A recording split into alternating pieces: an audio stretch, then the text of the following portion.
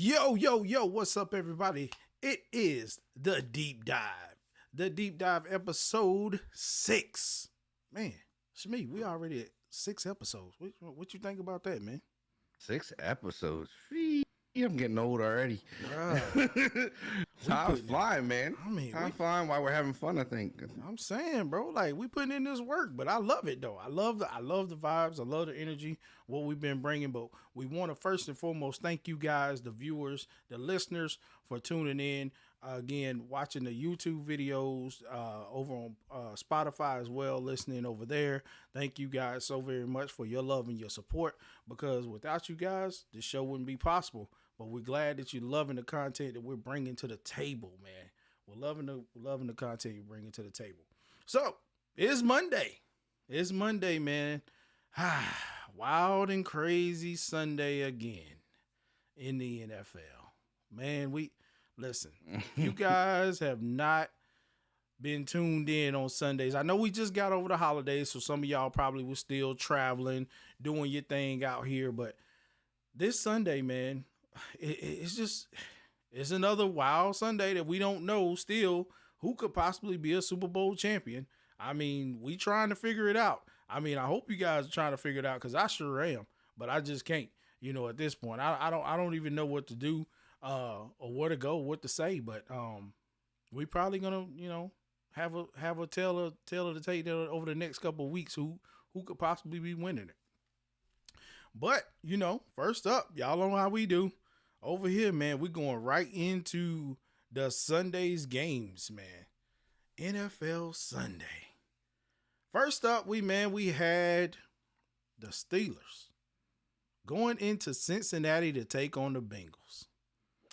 Well, this one was ugly. Sorry, Steeler fans. I mean, if you in the chat, check in. I mean, if you're listening, I'm sorry. I don't even know what to tell y'all, man. Cincinnati had the upper hand in this one, blowing the Steelers out 41-10. From what I seen from the game, it didn't look like Ben just wanted to play. Interceptions left and right. I'm like, come on, man. Like what are we doing here? He threw a 4-piece, I believe.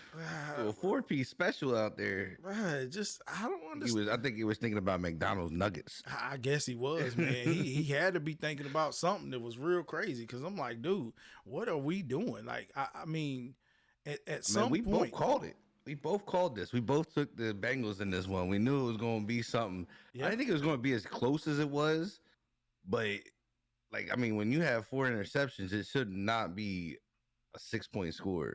Right. So, I mean, the Bengals were just bad the Bengals were bad enough, but it's one of those things is that I think it's time for Ben to hang it up. Like, he's so inconsistent. You don't know who you're getting week in and week out from this guy anymore. Like last week, he looked really good. And then this week he comes back and he throws a 4-piece. I don't know what you do there. Like, I think what happened, I think what we're experiencing is a Steelers team that waited too long to start rebuilding. Right. I think that's where we're at with it. Honestly, I mean, it got old, and then there was nothing behind it, and then you have nothing coming up. Like, what do you do at quarterback? You can't go to Haskins, can't go to Mason. Mason is definitely not your guy, and if you think he is your guy, you need to fire your own self because you're wrong. Yeah. So like my thing is when are they gonna try Dwayne Haskins? When are they gonna give him a shot? Like, I mean, at this point, let him get some reps. I mean, Ben, just 24 of 41, man. Like, that's a lot of throwing. That's a lot of throwing on old man Ben. Old man Ben, I don't think he can throw it like that or be as consistent as he was. Again, we already know that he's not. But you don't have the receivers. Claypool, pretty much a no-show. In this one, not even in the top receiving core, which, last year that was their guy. It was all about Claypool and what he could do, what he's going to be capable of. You had Johnson with 9 receptions, 95 yards. I mean, it's just, I don't understand, man. And again, Najee is not ready. He's clearly not ready. We're really not gonna say Najee Harris until next season really come into form. I don't think, but clearly the Bengals, took no mercy in this game. Took no mercy, man. Pittsburgh only getting 3 points in the first and then scoring again in the fourth. That's bad. That's bad. Yeah, I mean, and you also look at it is that I don't think Haskins knows the playbook. He had trouble in Washington. Same thing. They had to make the playbook different, and I don't think Tomlin is willing to change what he wants to do to get a quarterback in, and that's why I think you're seeing Mason. You see Mason before you see Haskins. As much as I think you should see Haskins over Mason.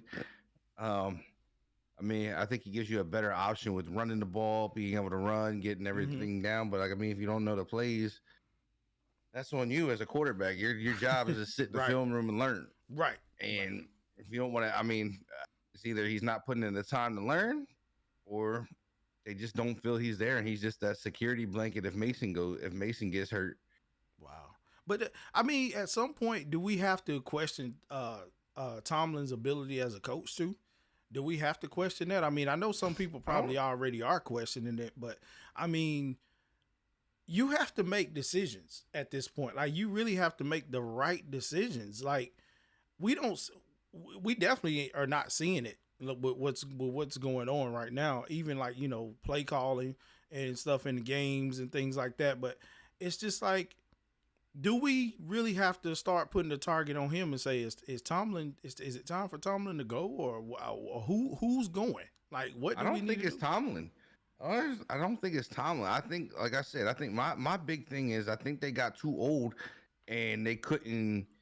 You just can't get that many players back in place to be dominant like they typically are. Mm-hmm. And they're doing this partial rebuild thing, like they're doing like a partial build instead of, hey, look, we're gonna be bad for a couple years and rebuild it all. Like, because like I said, you get too old, then you have 10 players, 12 players that are old and need to be gone, and you need to get youth in there. Yeah, That's a lot of players. Right. That's a lot of players, and I think that's really what it is. I just don't think the players that they're bringing, like a lot of these players, they seem to be like 1 year hits, and then you don't hear nothing. Like Claypool, man. Everybody in the card game was all about the Claypool card. That card was selling for like crazy. You could sell any Claypool card for X amount of dollars. Now you probably couldn't get one to go for $1. Yeah, that's true. And it's weird. It's weird when you see these guys, they pop off and then they just disappear. But do I think there's like a part of like Tomlin has lost the locker room a little bit? I think he has lost his locker room a little bit, but I don't think he's lost it all the way. I'm sure there's people in there speculating like, hey man, like what are we doing? Like Ben's not the answer. We need to do something in this position. And I'm sure a lot of it comes from the front office that gets weighed on Tomlin. Right. With, Tomlin, I think Tomlin's ready to move on. Like, I think he's ready to move on from Ben, honestly. Like, guys not playing, like, that's the only thing I can see him. Like, I think Tomlin wants that quarterback that can move and move around the pocket, can run, make plays with his legs, type of deal. I think that'll fit their offense. I really think that will fit their offense, especially with you having Najee Harris next year, who's going to be, a predominant back, who I think will be. All he's going to do is get better at this point. Right. He's got to get better. Like he knows is going to rely heavily on him. So bring in another young quarterback who can command the offense and work it along with Najee, and you should be all right. But to give up 165 yards on the ground with Joe Mixon 2 TDs yesterday. Yeah, Mixon's balling. Mixon is balling this year. Like who would have thought though? Who would have thought? I always thought Mixon was good. I just didn't think he had the right stuff around him to be what he was capable of being. We all know how it goes. You got a bad line. Not everybody can be lucky and be Saquon and hit for 2,000 with a terrible line. Yeah, but it's if you I think now they're getting some pieces around him. You You have oh god, I can't even think. T. Higgins, and then you got what's the rookie's name? I can't even think of the rookie's name out there. Jamar Chase. Yeah, you got Chase. Yeah. And then you got the one other receiver. I'm missing his name. Boyd. Yeah, Boyd. So you got three. You got three receivers. Finally, you got a half decent tight end. You're giving him a chance to not have everything laid on top of him. So you could throw the ball a little bit. You can run the ball. I think that's what you're getting. You're getting to see his legs not be so wore out and fresh from the past year, like the past couple of years, where it was, hey, let's give the ball to him and see what he does. And you wear him out, you get him hurt. Now he has the valuable pieces. You got a quarterback. You got some things. I mean, like, I don't see the Bengals. I think the Bengals are a couple players away from being a playoff team again. Yeah, 100%. I mean, we are seeing Joe Burrow come out, doing his thing, like like he's done, what he was doing at LSU. Like, I mean, that's because he has some weapons to throw to. Like Jamar Chase and T. Higgins, no doubt, they're coming out there playing, phenomenal every week, is in opening up that offense. So I guess that is giving Joe Mixon the running lanes that he needs, because I don't think they've had that type of offense in the past. No, it's been a while. So, I mean, they just went up. I think the Steelers just went up against a pretty good team, and with a 7-4 record, they could very well be that playoff team. I mean, who knows? Who knows at this point? Because again, I mean, they went in on the Steelers, man. 21 points in the second. I mean, unanswered. Like, come on, man. Like, that's real, man. When you throw picks, and I mean, you're gonna lose. You can't win them throwing like that. Yeah, 100%. I wholeheartedly agree. But it's just wild. It's wild and crazy, man. Being that the way that unfolded for the Steelers. I mean, I know the fans, they had high hopes going into this game, but you just couldn't pull it out. You just couldn't pull that one out. I mean, hey, like I said, we called it. We said what it was going to be. Yeah, and it was exactly that. Yeah, exactly that. Now, this particular game, the Eagles and the Giants, I don't know if we called this one like it was supposed to be, though. Like, yeah, this one wasn't. This one was definitely not. It was way closer than what I thought it was going to be. Jeez, man, like, sure. The Giants taking the victory 13-7. Like, I mean, was it Jalen Hurts just not in the game, or his head just wasn't in the game, or something? Again, this is the case of the NFC East, bro. This is the things we've been talking about. I talk about this. It don't matter how good the team's been playing, how bad the team has been playing, dude. It's the NFC East. But to be 14-31 though, man, with only 129 yards, 3 interceptions, dude. I have been saying this, and I'll keep saying this, man.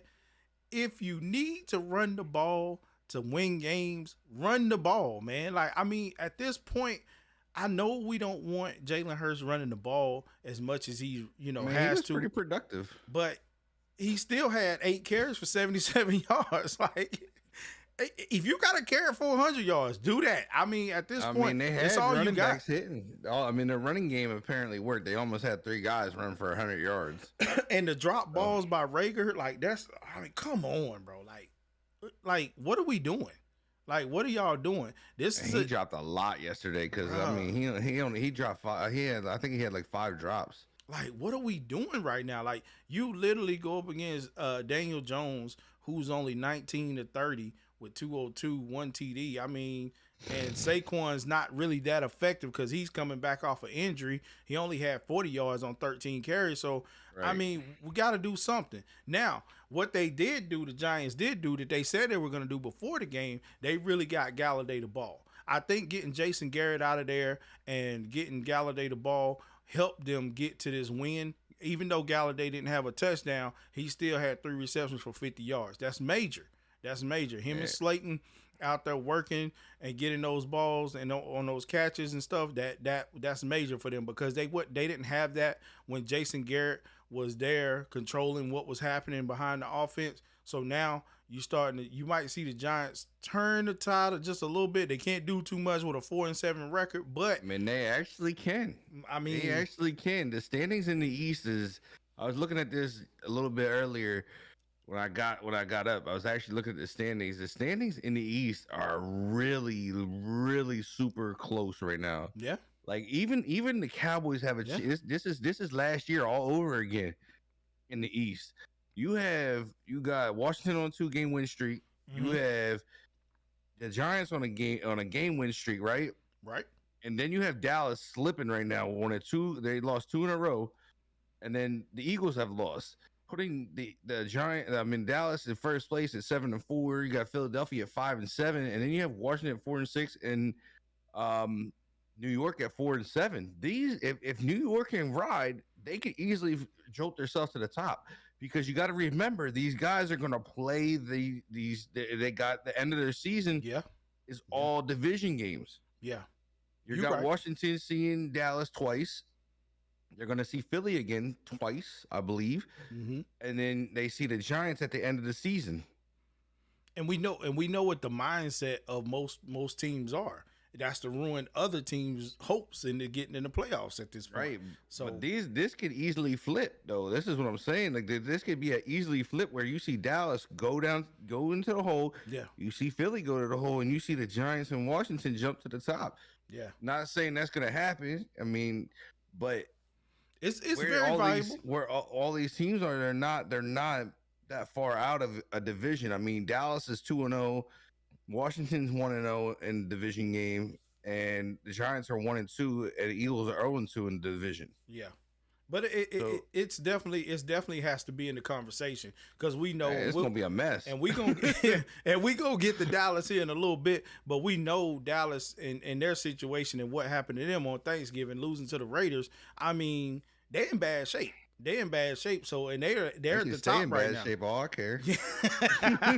Of course, you would say that being a Washington fan, but at the same time, you know what I'm saying? Like that right there is a warning sign. And when they're in bad shape like that, they could very well slide, and we could see a flip. Yeah, you're absolutely right. We could see a flip. I mean, this big time with the schedules. The schedules just like it's so weird. I've never seen an NFC East schedule like this.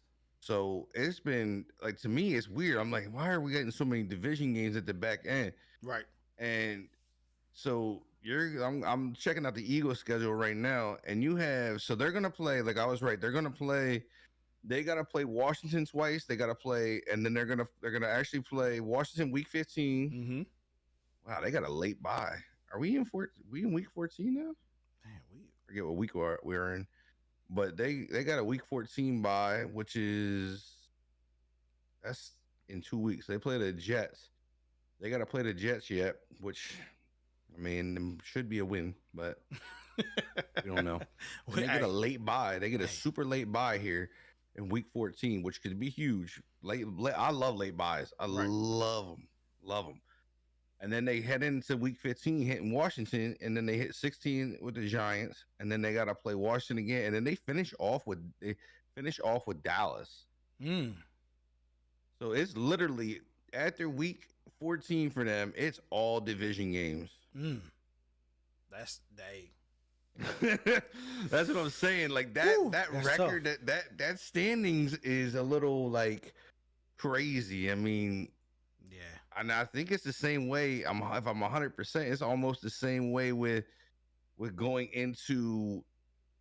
So they get Miami. So the Giants got Miami. They got the Chargers, and then they fall in week 15. They'll see Dallas. They're gonna see week 16. They'll see Philly. Week 17. They'll see the Chicago Bears. And this is the only one really not. I mean, they got 3 games in the division, so this is the only one that's not really seeing all those back-to-back games within the division. Wow. And then they see Washington week 18.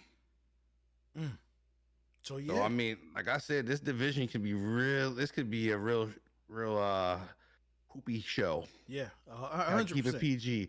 Gotta keep it PG. But it could be one of those, It starts with a shh. Right. And I mean, this is too the same division last year that was like just real think they crazy won with and a wacky. 7-9. I think we went to the playoffs with a 7-9 record. Yeah, like how like it's like it went from being one of the most talked about divisions to like just wacky all of a sudden. Like you just don't know what crazy. can happen, man. But it's crazy like that. But I mean, again, I think that you're right. We will possibly see a flip because again, we're gonna get to Dallas. We're gonna talk about them Cowboys. Yeah, we're gonna talk about them Cowboys / Cowgirls. Yes, we getting ready to talk about them. But again, we could see this flip and be for the better, maybe for the Giants. I mean, who knows? I mean, but too on yesterday, man, it was so many bad games, bro. Like, I mean, it was some bad games, but it was good games too. And this game right here, I think we both, when we were doing picks last show, I don't even think we picked a winner of this game. The Falcons and the Jaguars. Like, we did. We actually did. I did. I mean, I know for sure I took the Falcons. I picked Atlanta. Yeah, 100%. I took Atlanta. There's no way I'm taking the Jaguars on anything. We didn't want to pick this game, but we did. Yeah. And I picked Atlanta. It's bad, dude. Like, I mean, only a 7-point victory. Falcons take it 21-14. But it's still a victory, though. Yeah, that's a victory, dude. But and they ain't had many. These numbers, though, what you see in this game is just, ugh. Like, are we serious now? I mean, we know what it is when you get the Falcons right now. I mean, we know. I mean, we said if Cordell Patterson was in the game, he was going to have a big game. And I said that. He did. Yes. He did. Yes. He got 16 for 108 for 2 touchdowns, and he had a 6.8 yards a carry. That boy was rocking the road. They had no answer for him, bro. Like, and as Jag fans, I don't get it. Like, I'm about to put you on the same pedestal as like the Miami fans and the Jet fans. Like, at this point, man, y'all gotta be watching football on Sundays. Like, I'm just gonna turn it on for probably like a quarter, and then I'm probably gonna turn it. Like, this is real horrible. I mean, he literally shredded y'all. 16 carries, 108 yards, 2 TDs. Like, his longest was 27 yards, but. Where was your defense? Like, is there anybody that can stop up front? Like, what's happening? Then not only that, you let Matt Ryan hit you for 190. 19-29, which it ain't good, it ain't bad. But at the same time, like, come on, man. Y'all got to get something together. What is the plan going forward for the Jaguars? You brought in Trevor Lawrence, a.k.a. Pretty Boy. We know it. This man, you got this man throwing the ball 42 times. 42 times. Okay. I don't even think he threw the ball that much at Clemson. So, wow. That's that thing I've been talking about too, is that we've been talking about this, is the development of these guys coming into the NFL. Yeah, they work in those college like college what you want to call it, college offenses. Like, I mean, you making this dude pay, you making him pay like you making him play like he's supposed to be this legend already. Right. He's not a legend. I mean, y'all might need to just, okay, Urban Meyer was there, but okay, I'm gonna leave that alone. Because listen, I've said it before. Ric Flair out here living his best life. Urban Meyer doing the same thing. Hey, boy. This man ain't out here worried about winning on Sundays. He out here living his best life, man. So y'all essentially do not have a coach. Y'all don't have a coach, man. Woo. So any of y'all fans, if y'all listening, man, if y'all want to go apply for that position, you might better start working on that now, because I think it's going to ready to be open. It's probably going to be open here in a little bit. I don't know how much longer they're going to take that. But it's just not happening, guys. I mean, I hate it for you guys. I mean, at this point, again, it's always been for me that, and I'm not a Panther fan by any means, the Panthers have been doing better than the Jags ever since they both come into the league in 95. I just feel like that has been the thing. Like, the Jags are starting to get pushed to the back. And I mean, that's a basketball city. You know what I mean? Yeah. Florida's a basketball city.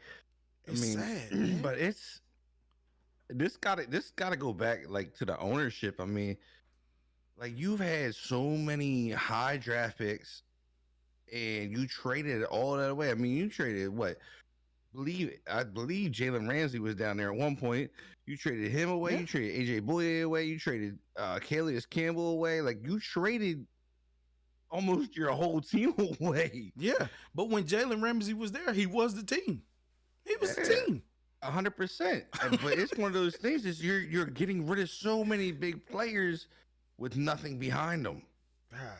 And the fact when you do that, what are you supposed to do? I mean, you have no veteran leadership. You have nothing. Like you have a bunch of young kids leading each other. Listen, we should have known the Jaguars were even about playing this season when they flirted at the fact of signing Tebow at tight end position. I actually like the Tebow. I like Tebow as a tight end. Come on, man. Quarterback. He wins games, bro. He wins games. Come on, man. But he wins games. Tell me he doesn't win. Come on, man. The guy done tried out for baseball. I get it. You got a passion to play sports. I get that. Don't want to take that from nobody. But that situation was simply Urban Myers and Tebow trying to reunite when they like, listen, nah, it's not happening. It's not happening. This is not the Florida Gators of old. What? No, I get it. I get that. What? But like I said, wait a minute. Say he doesn't win games though. I mean, he might does. He did it. But he won games. So okay, so you telling me? Wait a minute. So you telling me if they had Tebow on this squad right now on tight end, Trevor Lawrence not producing, we're gonna take him and put him at quarterback? I'm not saying that. I'm saying what I'm saying is you don't have a tight end down here, Dan. You don't have a tight end. You don't have a good tight end down here. I mean, I would have gave the man a shot. But it's one man. It's one man. It's not gonna help. Hey, look. One man can make a difference. One man can make a difference.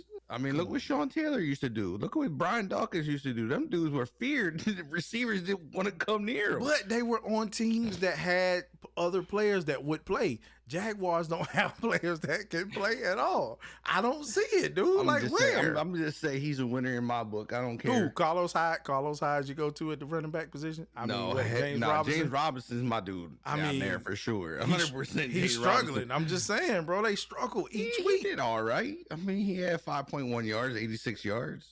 I mean, this is the NFL. I don't expect every running back to have 100 yards. Come on, man. Come on, man. It's just it's wild to me. It's wild to me again, Jack. It is absolutely. I can't sympathize with y'all. I can't like anything right now. What do you think fixes this team though? Like, what do you think it takes to fix this team and make them competitive? What I think will fix this team, man, is you get Urban Myers out of there first and foremost. Again, the man about living his best life. Get him out of there. Get somebody in there that really wants to win games and teach these guys how to play. And then I guess we got to look at ownership. We got to look at where the money's going. We got to fix that problem and get some players in here and get them there that want to play. And we know, when teams start to go down, players look at the market and like, I don't want to play there, whatever. Right. So we do have to take that in consideration. But I think Urban Myers right now is a problem. I've never been a fan of a college coach just coming straight to the pros. Like we've seen that numerous of times. I mean, Nick Saban is one of the best at it. He came, went pro, wasn't making it, went back. I mean, Pete Carroll is probably the only one that's had the most success, I think, out of all of it. So as of lately, I can remember because I mean, even what's his name that came in? What was his name? Steve something. He coached for Washington. He didn't do well, and he was really good at college. I think it's just because they run a style of football that is not meant for the NFL. Right. And then they bring them plays to the NFL, and it's like, yo, bro, they done seen this. Right. It's already been ran how many different times, and not every team can run that because they don't have the right players in place. Like even when you look at the Ravens, this is a real good. Ravens run somewhat of a college style offense. Oh yeah, but they got the players. They have a pro. That's what I'm saying. These guys come in here trying to run these things, and they don't have the right caliber of players to run these things. They think you're going to bring Trevor Lawrence, and he's going to be able to duplicate what he had at Clemson. No, he can do what he did at Clemson because he had the players around him that fit that scheme. Right. So I mean, like I said, at the end of the day, I think the Jaguars' problem is Urban Meyer's their coach. Like we got to start looking at that. We got to look at that Right. real hard and say, well, we probably gonna get him out of there. We're probably gonna get him out of there. Another His game. wife about to get him out of there too. If he don't stay out there, if he don't stay out them clubs and bars. bars, man, this man tripping. But I get it. He like, listen, man, Hey. they wanted me. They wanted me. So another sloppy game just like this one on tap yesterday. We had the Jets facing off against the Texans, man. We really talking this game? Bro, I mean, really gonna talk this game? I didn't really want to talk the last game, but this one right here, dude. Goodness. This one right here, oh my goodness, bro. What was the word you used a while ago? A whoop? What would you say? You didn't want to say what'd you call it? A show. All right, man. Because that's exactly what this is. Coming with the same exact score, man. 21-14. The Jets taking over the Texans. I mean, thinking the Texans had been, taking out, winning some games that they weren't supposed to win. We thought they would probably beat the Jets. But the Jets came back with Zach Wilson yesterday, who had a horrible performance. Like, I think he threw an interception off the back of one of his guys. Like, what are we doing? This again, this is the reason I say this, man. Jet fans, how? Why? I don't get it. Like, I mean, wasn't this all right? So, and my memory may slip a little bit here. Butt fumble, right? Wasn't that Mark Sanchez, Jets? Yeah. Like, what's going on here? Like, I mean, I think that is like the curse right there. As soon as that happened, it just was downhill from there. I mean, the ball was tainted, bro. The ball was tainted. It's like, you may not catch me, you may not kick me, you may not anything with me. They did. I mean, although they did win the game, but for them to be going from Zach Wilson, Mike White, Joe Flacco back to Zach Wilson, who gonna be the quarterback next week? And this is that thing I talk about. I talk about this so much, and I'm gonna keep talking about it. This is that thing I talk about, is how do you keep this carousel going with quarterbacks? Like, this is Washington 2.0, bro. Washington 2.0. You can't keep doing this to these quarterbacks. None of these quarterbacks can get in the rhythm. None of them know what if they're playing, or they're all getting like reps. I believe they're all getting reps at practice. I mean, you got like 4 quarterbacks taking starting reps. Each one getting 5 reps of practice. Oh man! Like, to me, this is not like a good thing. Like, pick your quarterback. You're coming to the end of the season. Pick your quarterback. Play that quarterback. See what you have in that quarterback. Let that quarterback maybe build some chemistry with somebody. You know what I mean? Stop changing them. If that's not your guy, don't play him. Right. Like, but at least see what you got. I believe Zach Wilson can play the game. I believe he can play the game. He got to get out of New York, though. But see, he wants to play the game. But see, the thing is with the Jets here, man, and what his problem is, and I said it, and I've been saying it for weeks, it has nothing to do with, well, it does have something to do with the players, but Robert Saleh being the head coach. Okay, this is your year of experience. Step down. Go back to being a D coordinator. Like, at this point, we know that you can't command a team to win. Like, it makes no sense. It makes no sense. And this is another thing that I have, and a problem that I have. I see it all the time. If you're not built to be a head coach, don't do it. I get it. You want the experience. You move around to get it. But if you're going to be a head coach of a team that probably has a chance to win.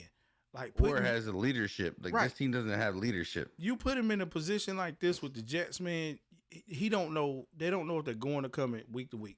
I mean, the Texans, of course, like, again, playing with Tyrod Taylor back there, who had a pretty decent day, I guess you could say, with the 2 TDs. He did have 1 interception, sacked 5 times. But it's just, Like it's crazy to me, man. It's crazy. I think you got the same thing going on in both these plays. This is front office issues to Right. me.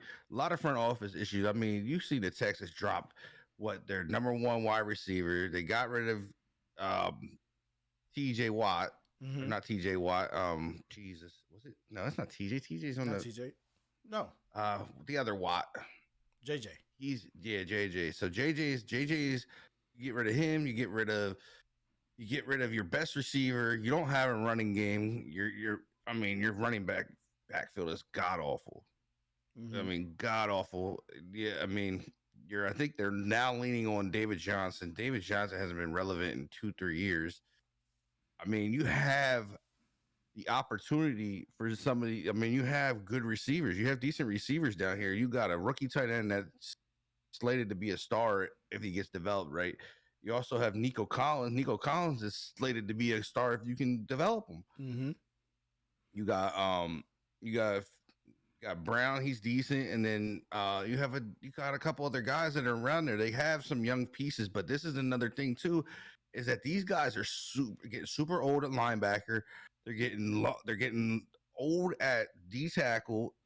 They need in their corners. Their corners are somewhat all right, but they're starting to get to that age where they're going to have to get some younger guys in there that could play the game. But your backfield is atrocious. Your offensive line is god awful. You have one good guy on the offensive line, and he came from Miami. Miami traded their best lineman away. Tunsil, he's their best lineman. You aren't giving anybody a chance to succeed by doing what you're doing. Like, you're literally depleting your team. You're nonstop. You're as bad as the Dolphins right here. You trade everything away. Yeah. And get nothing in return. Because I don't even think they got even a good deal when they traded Hopkins. Yeah. I think they got it was a really bad deal. I'm like, at least the Cardinals won. Yeah. And I think this is another thing, is that you have I don't fault any of these quarterbacks in New York.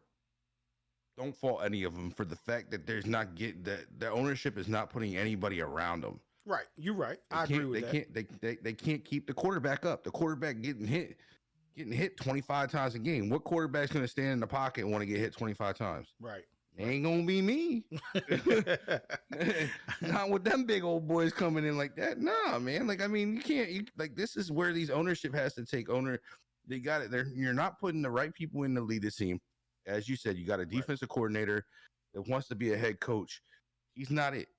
Right. You got to get him out there. You got to get somebody that can lead the team, who can be the leader, who can command that locker room, and then go get the players that he wants and put the ownership in kind of check. Look, you do ownership things. Let me get my players. Absolutely. Like what Robin Rivera did down in Washington. Right. This is the quietest I've heard Daniel Snyder. Like I said, I don't know if it's because of all the things he got going on, the accusations. It may be. But I love it. I love the quietness, and Rivera's going out and getting the players he thinks are going to fit his team the best. I think this year during the offseason, you're going to really see him get players in position that's going to really go and take Washington to the next level. And that's where they have to get these coaches in place for both these teams. They both need to get a head coach that's going to command their team and lead their team the way a head coach is supposed to. And hey, look, you got to get out, because Dallas deals with the same thing. Right. You got Jerry Jones, Mr. Coach himself. He don't ever leave the coach do their thing. It's always about what Jerry wants, and you see what happens. They lose games. Yep. Down the stretch. Yep. They're hot at the beginning, and they start losing during the end because Jerry can't keep his nose out of it.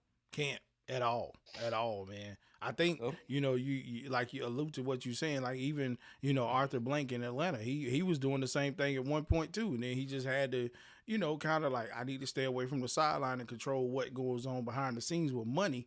But I mean, not paying them. Still, now you in trouble with what you got going on with Matty Ice. Right.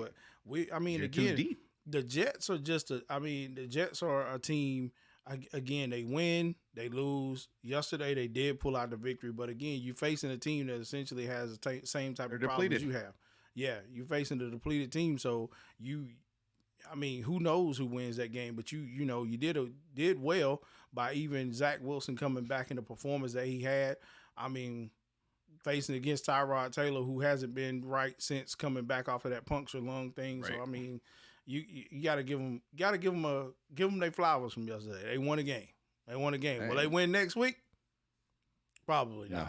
Probably not. But it's just terrible. But this next game, man, listen, this next game, the Chargers and the Broncos. Listen, I have to watch the Chargers each Sunday because, again, Justin Herbert's my quarterback for my fantasy team. But boy, do I pull my hair out each Sunday. What little bit of hair I got. I ain't really got none no more. But, watching this kid, man, and I picked him because I'm like, I seen it last year and I was like, he's going to be good. And I still believe that he is good.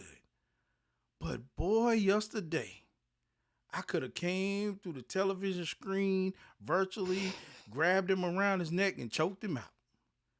I mean, I'm looking at the start of these games, man, and I'm like, are you serious right now?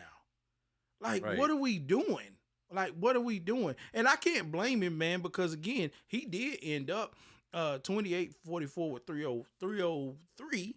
2 touchdowns and 2 interceptions, but to start the game that slow and to pick it up, I mean, a lot of drop passes, all of that stuff, but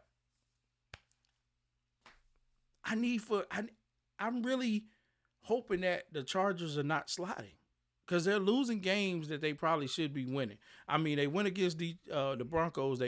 Broncos edged it out 28-13. Teddy Bridgewater did, however, lead the game, and Drew Lock came in. But Justin Herbert, man, Austin Eckler, I think with having Austin Eckler, he's a pretty good back, and we've seen what he did last week. He pretty much had same type of performance as Jonathan Taylor. So he had four touchdowns last week. Yeah, we got to get it together, man. My thing here is I think that you got a lot of inconsistencies going across this team right now, and I think they are in a slide right now. I honestly think they are sliding. This is where you like it's just the backfield. The backfield is what kills me with this team. It's very inconsistent. Yes. Very inconsistent backfield. I mean, you got Joshua Kelly, which was supposed to be a stud, with 1 touch for 5 yards. 5 yards, bro. And then you got Austin Eckler goes from having 4 touchdowns and a great game to 31 yards and a 2.6 average. But we still not seeing. That doesn't help anything. We still are not seeing Keenan Allen, bro. Like, what is going on? Like, I don't get it. Yes, 7 receptions, 85 yards, no TDs. I need TDs, Keenan Allen. I need you to really play Keenan Allen. I mean, that's a productive. We need TDs, but it's still a productive day. That's if true. You look at it, I mean, he was targeted 10 times. He caught 7 of them. I mean, I'll take that I'll take that. But yeah, I mean, this is one. I think with Justin Herbert, like I think they need to get something around him. They need to get that backfield moving. Like they gotta get a back. They need a back that can handle. Like, do I think Austin Eckler can handle what he does? I think he can to an extent, but I don't think he's that every down back. I think he's more of that third down guy. And I think they need to either go out there and get them a power back or go get them like one of those nice little balance backs that can handle a 1 through 3 or something like that. They can handle that load because Austin's not that big of a dude. Great guy, great everything. I've met him on Twitch and everything, talked to him. But he's not I don't think he's the guy for that position. And I mean, he's hitting receivers. They were catching. They didn't. I mean, there was only a couple guys that dropped the ball a little bit, but most of these guys were catching the ball. I mean, you had Eckler go off in the receiving game, and that's exactly what I'm talking about. This guy can catch the ball, and he makes plays when he's got the ball. Mm-hmm. That's why I feel like he's a third down back, and you keep them legs fresh and keep him moving like that, and you can hand him the ball here and there. You know what I mean? Right. But I really think he fits the third down back role, and they need to find something to help Justin out because Justin threw the ball 44 times, and you're just not running the ball. That's to me is a killer. Like as much as people say it's a pass league, it is to an extent, but you always got to be able to put the ball on the ground at least to get some type of yardage, and you're not getting it. Yeah. Like when your quarterback has the best average, there's a problem. Yeah, that's a huge problem. The man had a 9-yard average. Herbert had a 9-yard average, bro, on four touches. That's a huge problem. But I mean, that's what I'm saying. I think they coming. I think they have the intangibles there. I think you get yourself another wide receiver. You definitely got to get yourself one more receiver. Yeah. I mean, you got Mike Williams, you got Keenan Allen, but I believe Mike Williams starting to get up there in age. I'm not positive. I could be wrong because there are a lot of Williamses, and I get them confused. Yeah, I don't think he's that. I don't think he's that old. But with this game, though, you kind of see that it just became a lopsided, one-sided game, man. I mean, they shut down the run. They shut down the run and made them start passing the ball, and then hence. You pass the ball, you throw interceptions. You know, you may throw touchdowns, but when you become one-sided and you get away, you don't have a run game to go along with it, of course you're going to lose. Especially it gives the team a chance to lock in on it. So, I mean, kudos to the Broncos for even, you know, Teddy B going out, Drew Lock coming in and still handling the game, and they winning the game. But it's just, dude, I need for the Chargers to step it up. I need for the Chargers to step it up. I mean, don't slide. I need to step it up. I mean, when you look at the stats to the Broncos, I mean, they got runners. They got guys touching the ball 14 times, 17 times. I mean, yeah, not great averages. I mean, but you had Gordon with a 4.9. You had Williams coming in with a 3.9 at Tutty. You know what I mean? 14 for 54. Melvin with 17 for 83. I mean, this opens up those lanes. You know what I mean? This gives you passing lanes because they got to defend, the run. They got to come up. They got to defend and run. They got to be honest. This makes the defense be honest. Right. And you get this, even though these receivers aren't catching like big time numbers, they're catching what's thrown to them. Right. Like you have Jerry Jeudy, he caught 2 out of the 3, not for a lot of yards. And then you have Tim Patrick, 2 for 26, 3 targets. Caught the ball twice. You have Javonte Williams, 3 for 57, targeted 4 times. I mean, there's what you got is you got a consistent offense right here. Yeah. That's why they win the game. Right. And their defense played pretty decent. Like I said, you see the pressure they were putting on that running game. That running game was gone. Right. Except for Herbert. Right. And they did enough. They did enough to get the dub, which is, I mean, again. Sometimes enough is enough. Yeah, that's impressive. That's impressive. I can't take nothing away from the Broncos. They beat a good Charger team. I mean, as of right now, a good Charger team. They're 6-5, but I mean, I hope they stay on the positive side of things, man. I just do, because again, Herbert's my quarterback for fantasy, and I need these. I can't find another quarterback right now, Justin Herbert. If you're listening, if you see this, like, help me, man. Help me, okay? Help me stay at the top. It would have been good if you wouldn't have thrown the 2 picks. I mean, it's still, you would have had some really good points. 300 for 2. All right, come on, man. Help. I know I'm just one person, but help me out. He said, "Help me." Gracious. Help me, help you, help me. All right, man. Since we've been covering the low end games, the mud of the game, the mud of the games. Let's get the one. Let's get the one game that really have us kind of excited. And I say this because again, I wanted this guy as my quarterback, and we didn't get him as my quarterback. Again, I'm all right with Trey. But I would love to have Mac Daddy right now. Because listen, man, the Patriots took on the Tennessee Titans, and I mean, they went to work. I called this win. Just saying. You did. They went to work. 36-13 victory over the Titans, man. Mac Jones, another crazy performance, man. 23-32 with 310, 2 TDs, no interceptions. Listen, easily the rookie of the year right now, man. That's easy. I don't know when or if there's somebody else that can say, well, such and such is gonna. Honestly, to me, it's tight. I have 3 people in this race right now. Who you got? Mac Jones, right? Kyler Murray, and Jonathan Taylor. I won't not take Jonathan Taylor out of that. Man is running the ball. Kyler Murray can't be in there, right? He can't. Why can't he? Was it last year? His not first year. They can't be rookie of the year, but he could be in the MVP race. Yeah, he can be in the MVP race. But I'm just saying, rookie of the year is easily Easily taken I by don't Mac think there's Jones. anybody even close right There's now. nobody close to this, man.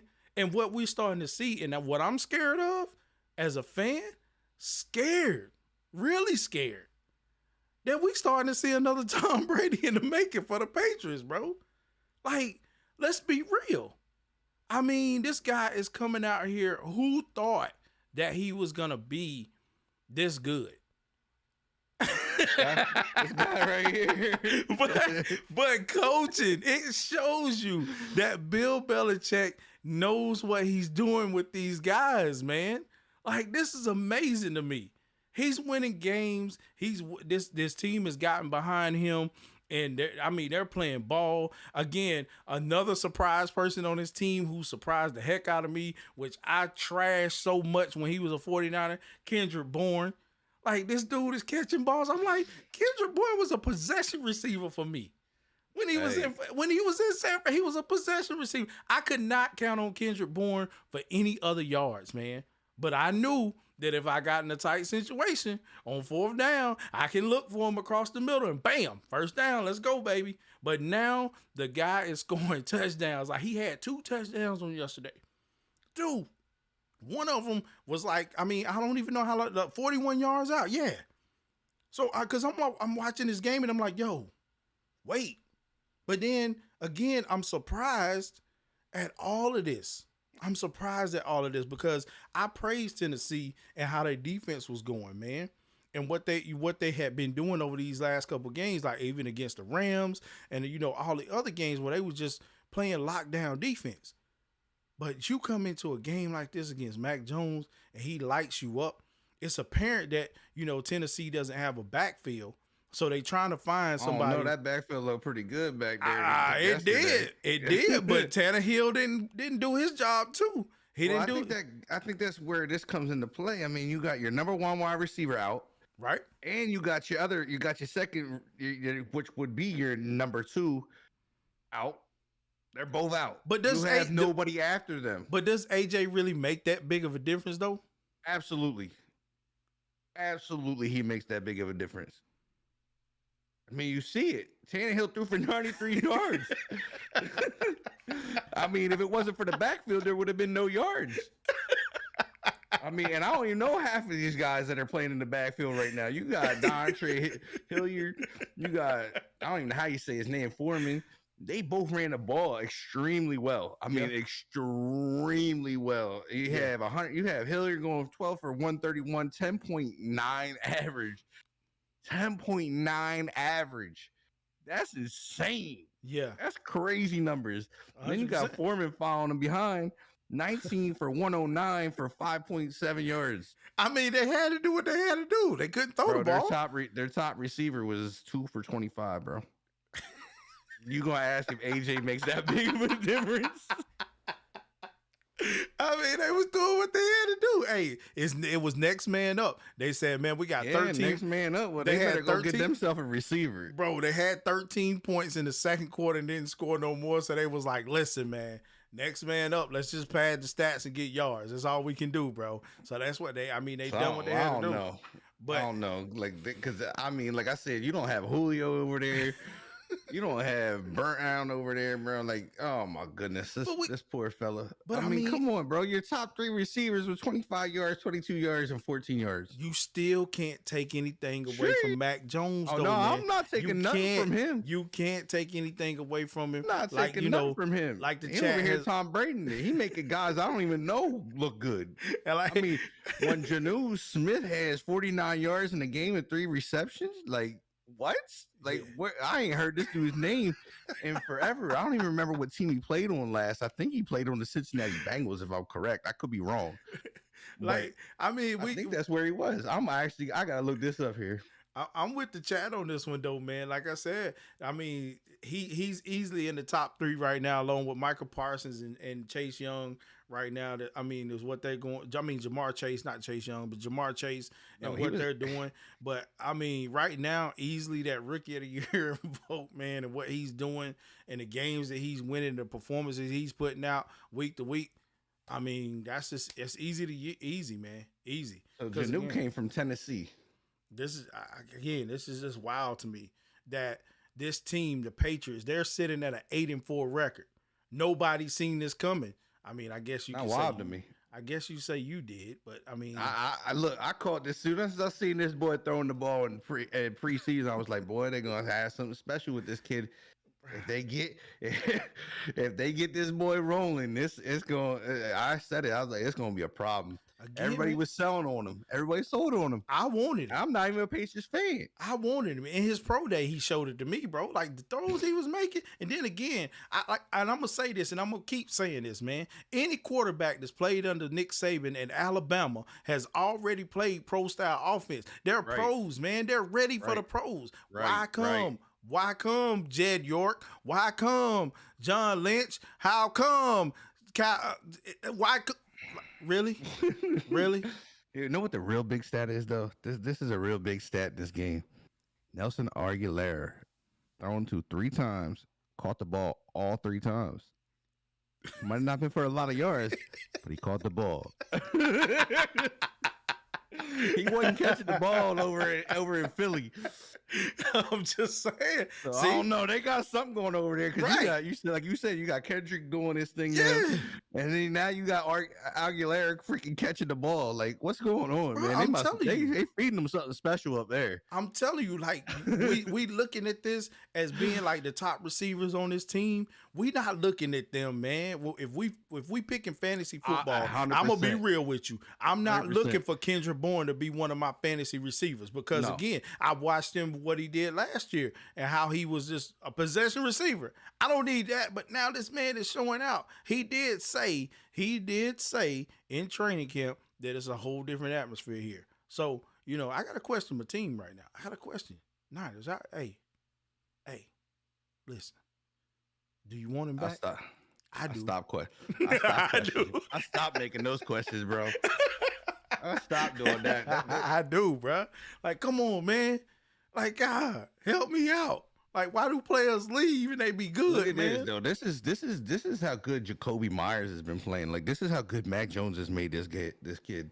He's been there for 2 years, right? His first year, he had 359 yards. Right, his second year he has 14. He plays 14 games. He has 59 receptions for 729. He's got 59 receptions right now in 12 games for 620. 620. This is going to be this kid's biggest year. Goodness, bro. He might be a 1,000-yard receiver My by the end of goodness, this. bro. I mean, he's still got the same receptions, but that was 14 games. You know what I mean? Like, he's got that many receptions in 2 less games this season. Wow. I mean, again, it's clear, it's obvious, man, that what's going on is happening for a reason. Again, I think Matt Jones was the piece that they needed. Losing, you know, Tom Brady, and you know, I think Belichick understands that. Hey, I'm up against something here, and so I need to, you know, I need to definitely put it together. And he did this. He did just that, man. He did just that. And so it's real crazy. Like I said, I'm excited right now for Matt Jones, and I don't normally get that way for a quarterback, but I'm excited to see how far this team actually goes, how far it actually goes. And I mean, that division for the Patriots is, I mean, all they really have to worry about is the Bills.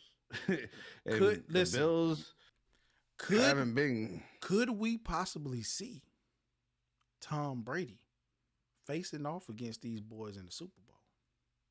That'd be something sick. That would be crazy. You talk about a crazy Super Bowl, man. I'm already excited for the Super Bowl for the halftime show. I didn't realize Miami's on a 4-game win streak. What? Yep, they're on a 4-game win streak. Last 5 games, 4-1. Dang. Well, we getting on to that one anyway, because I mean, if Buffalo slides here with losing their best defender, I mean, they're making noise. They're only 7-4. I mean, the top of the division is still there for them, but they're gonna have to play. Like that division just got. I didn't realize they were even that close. Like, so Miami is like that, right? Like, yeah, we talking about the bag. Right, we talking about the team that we talked about that was putting the fans putting bags over their head just a couple weeks ago. I mean, that's the NFL right now. That's crazy. But however, Miami did yesterday do this particular situation. Benched Cam Newton. Hello? Panther fans? Hey, I need you to check in. Hey, if you're listening. Y'all still wearing his hat? Right. Is the hype still around you? What's going on? I mean, what's going on, man? You went down to Miami. You went down to Miami and lost the game. Not only did you lose the game, Cam Newton gets benched. I mean, he was benched in the game. They're trailing by 20 with 10 minutes left. I mean, we seen my guy come in and Rule did, however, say it was because and I think these are excuses. These are excuses. Don't make excuses right now, man. Because I watched some of this game, and listen, Cam still can't throw 10, 15 yards, brother. I'm sorry. It's just not happening. I've been saying the struggles, though. I don't put all this on Cam. I don't put all this on Cam, bro. Like, this can't be all on Cam when you got a receiver getting targeted 10 times and only catching 4 of them. All I'm saying is, come on, man. All I'm saying is, bro, that don't make up for the interceptions, though. He threw it right to the defender. Come on, man. Both of them threw it to the defender. I'm like, bro, like, this is crazy. I mean, Matt Rule was saying that he couldn't. They were in hurry up offense, and he didn't really know that. But Cam's been with the team now for some weeks, so we need to move a little bit faster, Rule. If we're making excuses like this, we need to move a little bit faster. All right, we need to make a little bit faster and try to, and get a little bit better excuse, bro. Because I ain't buying that. I ain't buying that. I'm not gonna buy that. I mean, quarterback play was pretty bad for both of them. I mean, they both only completed 5 passes. They both threw. Cam threw 2 interceptions. PJ threw 1 interception. They had almost about the same yardage. But Cam just threw the ball 11 more times. but I'm gonna tell you what's really crazy with this. I'm gonna tell you what's really crazy about this, man. And people don't even think about it. And I think about it just like, any other person that ain't a Panther fan thinks about this. CMC injured again. Like, come on, bro. I wasn't even getting into him. Bro. I just looked. I went right past him on the stat line. Like, nope, no, even gotta look at him. He only gave me 1 snap in the second half. Bro, I don't know. Like, this is one of them times. It's like the Panthers might want to make a move here. And you got to. You have to get rid of him and just bite it, bro. Bite the bullet on him. This guy can't stay on the field. Listen, man, this guy out here making Bojangle commercials and furniture commercials. He ain't trying. He done checked out. He might be ready for retirement. It's time to go. Might be an early retirement. It's time to go. They like to do that down there in the Panther country. I'm just saying, CMC, man, you got to let us know something. Like, what's happening out here? I'm trying to figure out why we only getting certain things, and then, you say you're back, you ready to rock and roll, then you go down with something nagging, and that lags on for so long, but you only give your team 1 snap in the second half, man. Come on, man. If that thing ain't broke, tape your ankles up and roll. That's how I was taught we do it. Hey, tape them things up and go. I'm gonna just say, look at Antonio Gibson. That boy been playing with a fractured shin bone all season. I'm saying, bro. I'm gonna put this out here though. How impressive was Jalen Waddle in this game? Wow. How impressive! This dude he had 10 targets, catches it 9 times, 137 yards and a touchdown. Listen, Jalen Waddle goes to get it, man. He goes to get it when he needs to. Again, another one of my fantasy players, and I love Jalen Waddle because he was making the notifications go off yesterday. Thank you, Jalen Waddle, for doing what you do. Not only because you was playing against the Panthers and who I hate, but thank you for doing what you did, sir. That you put me well up in the league on that one. Thank you. I appreciate you. But it's just, again, man, I mean, we have to question. We have to question what's really the problem here. Do we put this loss on Cam, or do we put it on CMC not being around for his team, or do we put it on Matt Rule? I don't think you really put it on any one player. I mean, you all got to produce. Every player got to produce if they're in that spot. And they didn't. Nobody did. Yeah. This is a team loss. I mean, like I said, I'm just looking at DJ Moore getting targeted 10 times and only catching 4 of them. You know what I mean? Like that's to me. And then you're nobody else is. I mean, you have Amir getting targeted 6 times, 2 receptions. You having Robbie Anderson 4 and only catching one of them. Like, I mean, that's not solely on Cam's back. If your receivers aren't catching the ball, like, nah, it can't be solely on him. I feel you. It's solely be on. I mean, and your defense didn't play good. I mean, at all. That's a team. That's a team L to me. That's a team L. I'm not letting nobody bash. Like, I'm not even that big of a Cam fan.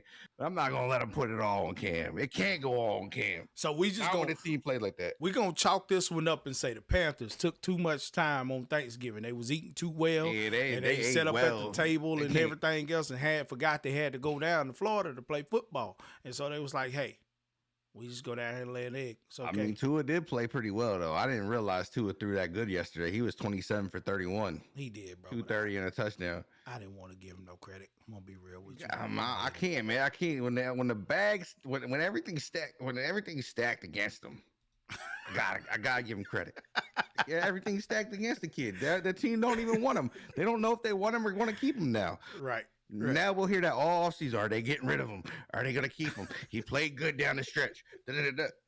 Come on, man. This poor kid. This kid come in from an injury, had to sit till he got healed up, and then this team sold the bag on him because he's still battling. Right. Kid's playing good football right now. He's got a 4-game win streak. I can't dog him. Let me just put it like this: he the only Alabama quarterback that ain't doing good right now. Shout out to Matt Jones. Let's go, baby. But hey, we did, however, know that everybody didn't get benched yesterday. Everybody didn't get benched, and we knew this one man was not gonna get benched. But we did find out that somebody got benched in the game. Well, not really. I don't guess we're gonna say really benched, but the question is on the table: will the coach start to slide? Because they faced a good Buccaneers team yesterday. And when I say a good Buccaneers team, Leonard Fournette, 4 TDs. What they call him four. What the hell they call him? They got a new name for him down there. It ain't just Fournette no more.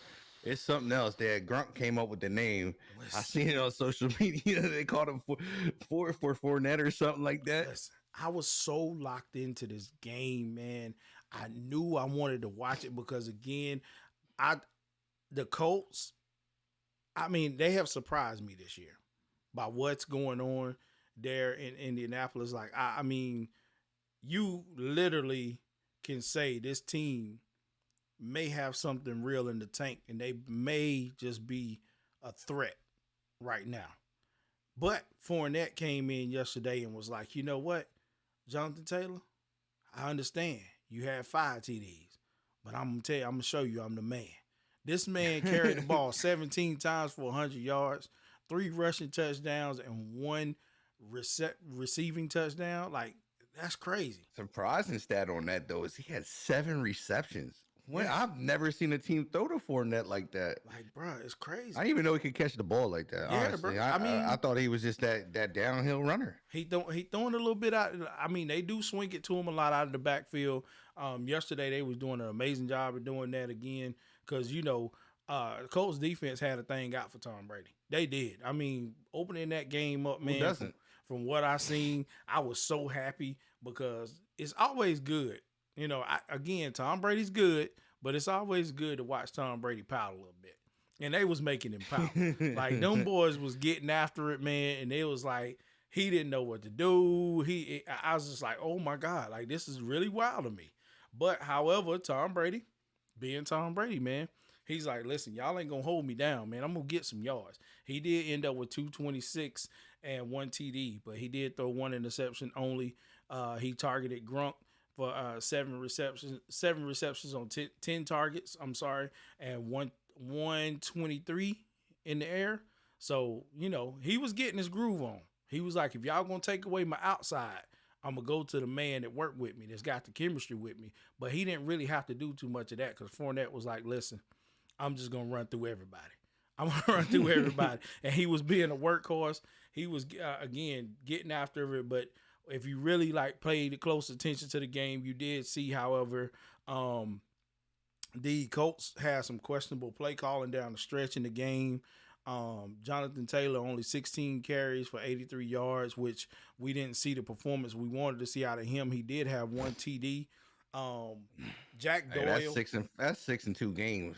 yeah, That's a stat line right there, boy. yeah. Jack Doyle in this game was a surprise for me, man. He was going at it like with. I mean, when we talk about a a particular tight end battle, he was giving it all he had. We know Jack Doyle's not a Gronkowski, but he did what he done. He had 6 receptions for 81 yards. He did score. It's just crazy, man. It's crazy. T.Y. Hilton did come in with a nice TD in a crazy situation on 4th down, which we haven't seen or heard a lot from T.Y. Hilton in a while. But for him to be back, that's really good. So I mean, the coaching, the play calling, the coaching and stuff like that was horrible. That's what led to them losing this game, I believe, because again, questionable play calling in that tight situation. You Right. just don't do some of the things they were doing, and then to not give Jonathan Taylor the football, limit his carries after him being so hot. You gotta do something different. Yeah, I mean, you definitely question him only getting 16 carries. I mean, 16 carries is still a decent amount of carries, but they've been feeding this dude. Yeah. They've been feeding this dude 20, 30 carries, 20 plus carries. I think it was like 32 last week, and then you take him down to 16. I mean, why you got to ride your high hand? Like, this is that thing, man. Like, I hate conservative coaching, and this is where it comes in. Like, you know what I mean? Like, this is where it comes in. But did you also got to look? You got to also look. Are they thinking that they might be able to get to the playoffs here, and they're not trying to kill his legs, or they just had, like you said, you think it's the bad play calling, and I mean, definitely could be right there. But I mean, you also got to look at Carson Wentz. He throws 2 picks. Could be that could be the deciding factor of them tying the game or them actually winning the game. Mm-hmm. Right. But right. I agree 100% with Taylor not getting enough touches there. Yeah, it just definitely didn't. Nobody else. So it definitely didn't. Watching the game, man, and watching how he wasn't in the game for the most part. It did look kind of strange, and you like, why are they? What's going on here? But then you start to see it, really take its course toward the end of that game. You're like, bro, you can't start to hand it to him now. No. if we not using him in the right way early, so it's like, come on, man, it's really, really bad, man.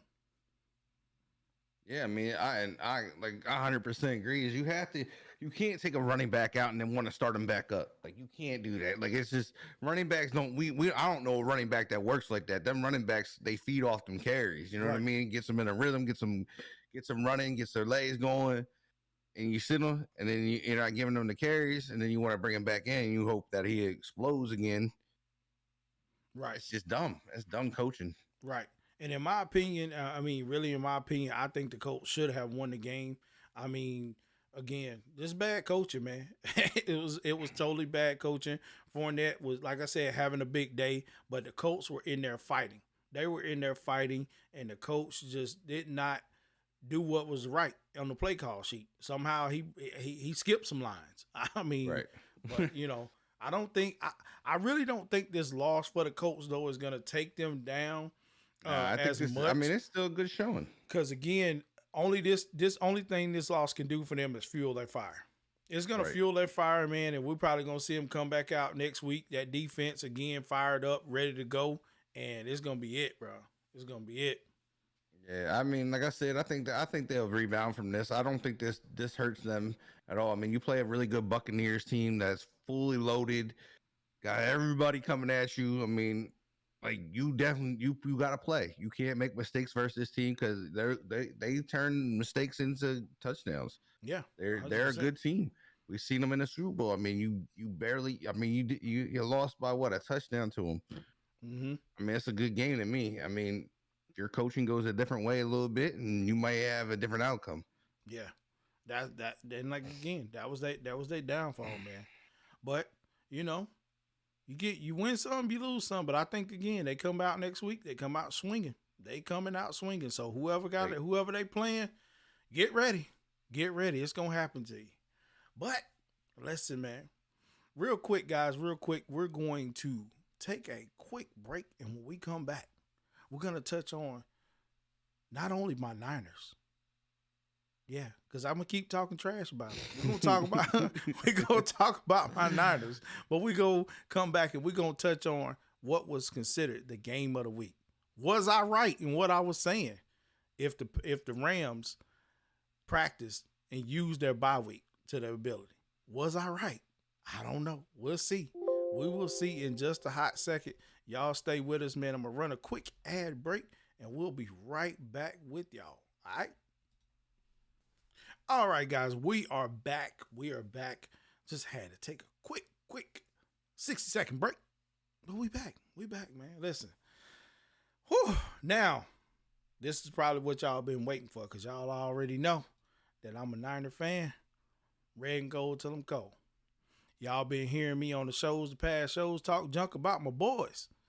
And I've already said, if talking trash about my team equals wins, count me in, G. Count me in, G. Because I don't know no other way but to talk junk. And did I watch with my eyes closed? I did. I really did. But again, your eyes closed? I did. I watched with my eyes closed. So I had my ears open, but my eyes was closed. So here's the deal. But we pulled out the victory, however, man, and we now are in the playoff talks, baby. I'm so excited. At this point. But I ain't going to get too excited. I'm going to calm it on down. Because, again, yesterday we faced off against the Vikings. A pretty good team coming into this game. We both were holding the same records. The Niners my boys did their thing on defense. I mean, they've been impressing me as of lately. Y'all beat a quarterback that couldn't line up right, man. Listen, Come on, man. Give us our flowers. Give us our flowers a little bit, man. Hey, I've been riding with y'all. I was riding with y'all when you weren't riding with them. That's true, man. I get it. You weren't. I really do get it.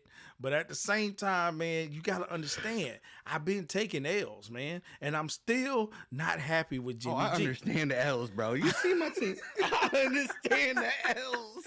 I'm still not happy. Team without a name. Listen, man, I'm still not happy with Jimmy G, bro. But but at the end of the day, I kind of was okay yesterday with it. He stood in the pocket. He took his hits, and I was like, man, I'm probably gonna get a thing next week and say that Jimmy G's gonna be out for a little while because he's got some kind of little nagging injury. I mean, right. Debo played another big game, what I considered a big game. It was 2 rushing TDs. We didn't see any TDs from Debo through the air, but hey, I was impressed by that. I'm not gonna lie. Debo was going in, bro. Super impressed. I didn't know he could run the ball. I honestly didn't. Man. I was like, this guy got 11-yard carries. What I like about it is they asked Debo. They said, Debo, what is it that you actually do on the team? This man said, in a good fashion, I do everything. And I love when I heard that, man, because I was like, he does everything. He our only guy. Yeah. I mean, again, Brandon Ayuk showed up a little bit yesterday, and when we started to get production from him and what he does on the field, kind of opens up a little bit more for everybody else. I mean, Elijah Mitchell, like, here's the thing. Who is Elijah Mitchell? Let's talk about him because I don't know too much about him. Man, listen, this guy right here. If I can just get him to run downhill, put a move, and he can have more yards than he had. Yesterday, 27 carries for 133, 1 touchdown. The guy was like, he literally is the next best thing in what we need in the running back. Right. I really do believe that with him and his power and how he's carrying that football, we don't miss Mostert as much. Yes, we missed the speed. We missed the elusiveness. We missed that part because, again, Elijah Mitchell's a power back. He's going to run straight at you. And that's what he was doing yesterday. And I loved it. But, again, we do have to take in consideration Everson Griffin is out for the Vikings. That's one of the key pieces on their defense, too. Right. We got to think about that. But again, we're not a super powerful offensive team. But just for them to play the way that they did, getting the ball to Debo, letting him open up the offense and opening it up for everybody else, I felt kind of good. But again, the defense did something that made me feel all right. Josh Norman, you stay where you at. I'm talking about everybody else. If you listen, I'm sorry. If you see this, I'm sorry. But you stay where you at. Why are we even mentioning Josh Norman? Has been. Listen, it was a only fits one scheme. Listen, that's Carolina. Dude, it was a pass. It was a pass to Jefferson in the back of the end zone. This was toward the end of the game. The pass to Jefferson in the back of the end zone. Josh Norman celebrating like he broke the pass up. Josh Norman, if you look at, got much left in life, bro. Dude, if you got much left. If you go back and look at the tape or you look at the game, you will see Josh Norman is like 10 yards away from this man. And he was like celebrating, like, yeah, I did it. I'm looking at him the whole time. Brother, you're trash. I'm sorry. You're just trash. It's not going to. I don't understand why we got him on the team. I'm just not, like, I don't get it. It's just, it is what it is, man. But, I mean, getting that pressure to Kirk Cousins, making him, like you said, line up in the wrong positions and all of that stuff. He didn't even know what was going on, bro. That pressure had him so lost. This is actually where I caught the game, is when he lined up, like, because I was looking, because, you know, I got to watch, because I called the win, so I got to watch a little bit. I was sitting here doing some work in the house. I'm looking at the game, and I turned around, and I happened to look, and they're calling a timeout because the man was under his guard. I said, "Oh my God!" I said, "Thank you, Lord, for letting that man go to Vikings." I said, "I don't need any more. I don't need any traumatic things happening over in Washington, because that don't. When you're a quarterback in the NFL, you got thousands, millions of people." Right. It doesn't leave you. I mean, they still talk, like we just talked about it today. Mark Sanchez butt fumble. Yeah, that stuff. Like when you do those things as an NFL quarterback, that doesn't leave you. It sticks with you for the rest of your career in the life. Like, oh, you're that quarterback that lined up under the guard. Right. They won't remember that. Hey, you threw 3 touchdowns, 500 yards, and won a game. Nah, you're that guy. You're officially labeled Kirk Cousins, right? And I mean that was a crucial moment because they had to burn the timeout in that too, right? And so I mean that did hurt them in a way, but again, because they were driving on that, right? I believe they were driving down on that. My defense was playing so well yesterday. I mean the back guys. Again, I still am a little questionable as to what we're doing back there because again, Thielen was the top performer for me with 2 TDs. He did only have 62 yards, but he was getting open in space. The 1 TD he had, it was more of like a drag route, but he seen that my safety bit on the outside receiver and he just went straight up the field and it was wide open for him. But I mean, we got to know better that when we got a receiver like Jefferson and Thielen on the field, we got to pay close attention to those guys at least, because we know they're capable of making plays.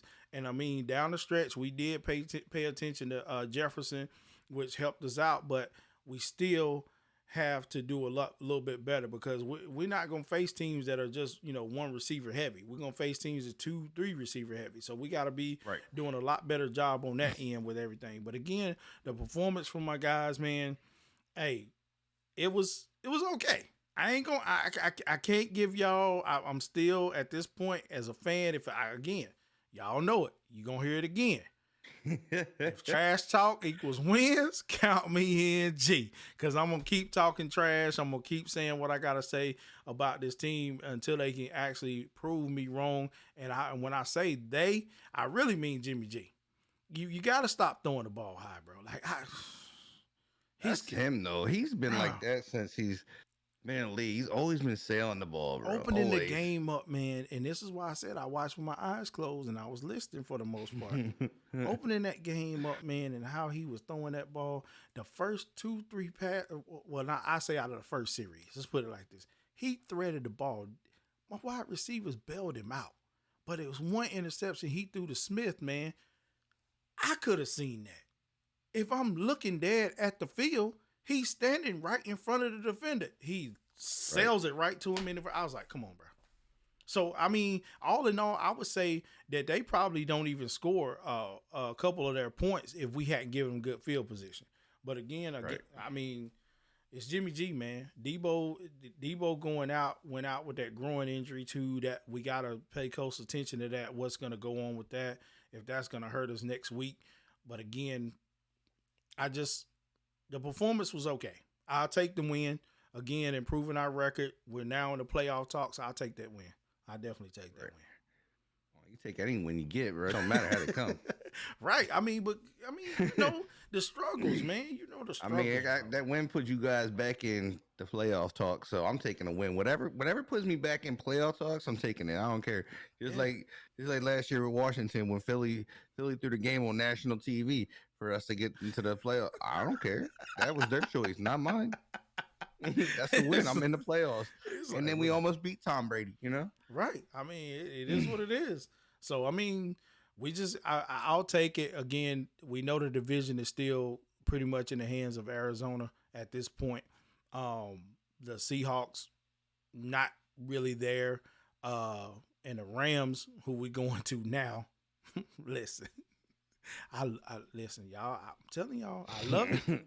I love it, man. I'm sorry, Rams fans.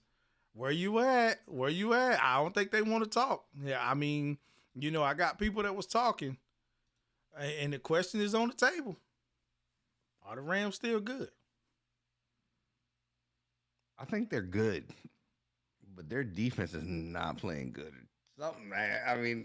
You play Aaron Rodgers and you played at a Tundra. Matthew Stafford had a pretty good game. I don't know how this. I don't know where you lose this game at, but looking at the stats, I'm like, you got 302, 3 touchdowns, and then you got, your backfield did nothing. We're starting to see that a lot for reason. You had Cooper Kupp 7 for 96. Van Jefferson 3 for 93 with a touchdown. Odell Beckham 5 for 81 with a touchdown. And you had Darrell Henderson coming in for the touchdown. I'm just saying. They're definitely producing, but something is missing. Something is missing. And I don't know if it's that defensive side of the ball or what it is. But to have those kind of stats and still lose? Listen, I'm going to tell you something. All right. I'm going to give you your answer to what you said. You don't know what's missing? I'm going to tell you what's missing with the Rams. I've been saying it, and I've been saying it for a while. Rams fans, please check in so you can hear what I got to say right now, because I'm going to tell the truth. The middle of your defense is soft. The middle of your defense is soft. S-O-F-T, soft. Because listen. On the end of it. Randall Cobb lighting you up yesterday. We had the Randall Cobb show of old. No, everybody was saying, oh, man, Randall Cobb coming back. He washed. He done been a Texan. But you forget, Randall Cobb come from Green Bay. He know what time 100%, it is. 100%. That man was eating y'all in the seams all night long, man. He had 4 receptions for 95 yards and a TD. Making clutch catches when needed, man. Who else? If you try to lock down Devontae Adams, who else you think he going to?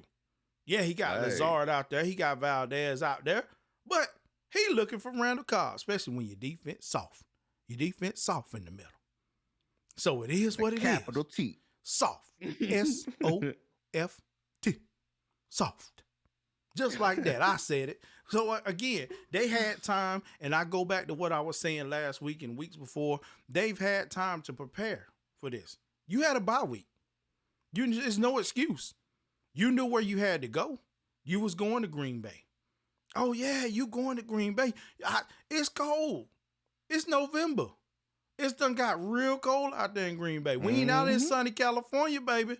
You got to go play in the elements. Luckily, it wasn't snowing on you. But at the end of the day, man, they put pressure on. They was getting that pressure on Matthew Stafford. He looked confused. That offense looked confused. Cooper Kupp didn't know what was going on. OBJ did get his first touchdown as a Ram, but I felt like it was given to him. And at one point in the game, the Rams probably thought they had it in the bag. When they had my man, what's his name, Jefferson? He have a Jefferson too. He go down the field, and Matthew Stafford threw the bomb to him. But I clearly said, watching the game, my guy tripped. That was the only way he scored that Bro, touchdown. that man right there did not like as much as he put up. Like he had nine targets and only caught 3 of them. See what I'm saying? So that lets you know it was a fluke. So you probably should erase one of your scores. I'm saying it might be a fluke too with OBJ. My man had 10 targets for 5 catches. I felt like the Packers was feeling bad for him and let him score. You know what I'm saying? They was like, you know what, we let him score. I don't know if you caught it on social media, but this is the funny part of this.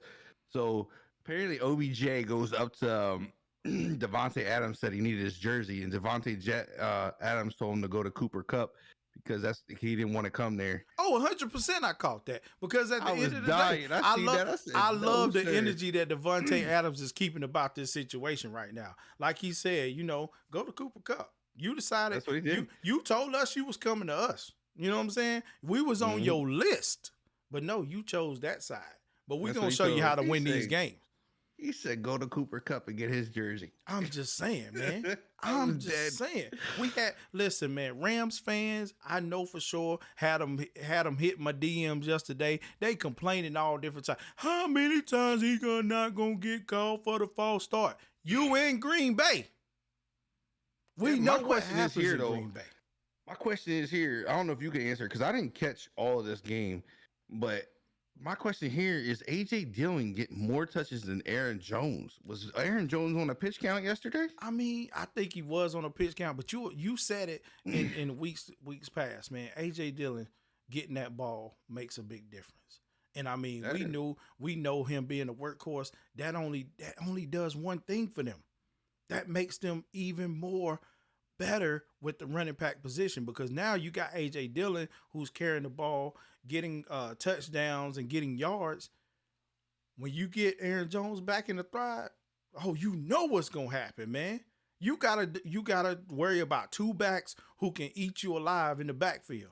But not only 100%. That, you gotta worry about a quarterback with an arm and a toe. And a toe. Sorry, we gotta mention the toe. And a toe. And a toe. And a toe. But you got to worry about all this around you. But again, I mean, I hate to say this, but coming into the year, man, you had to look at the Packers as a team that could potentially be in that Super Bowl. Yeah, if they have to go back up against Tampa Bay in the divisional game to get to the Super Bowl, it'll definitely be a dogfight. But I believe right now, with the way the Packers are and how they're playing football, Packers win that. They definitely gonna win that, and they definitely going to that Super Bowl. And honestly, I think you're 100% with that. I think you're 100% right there.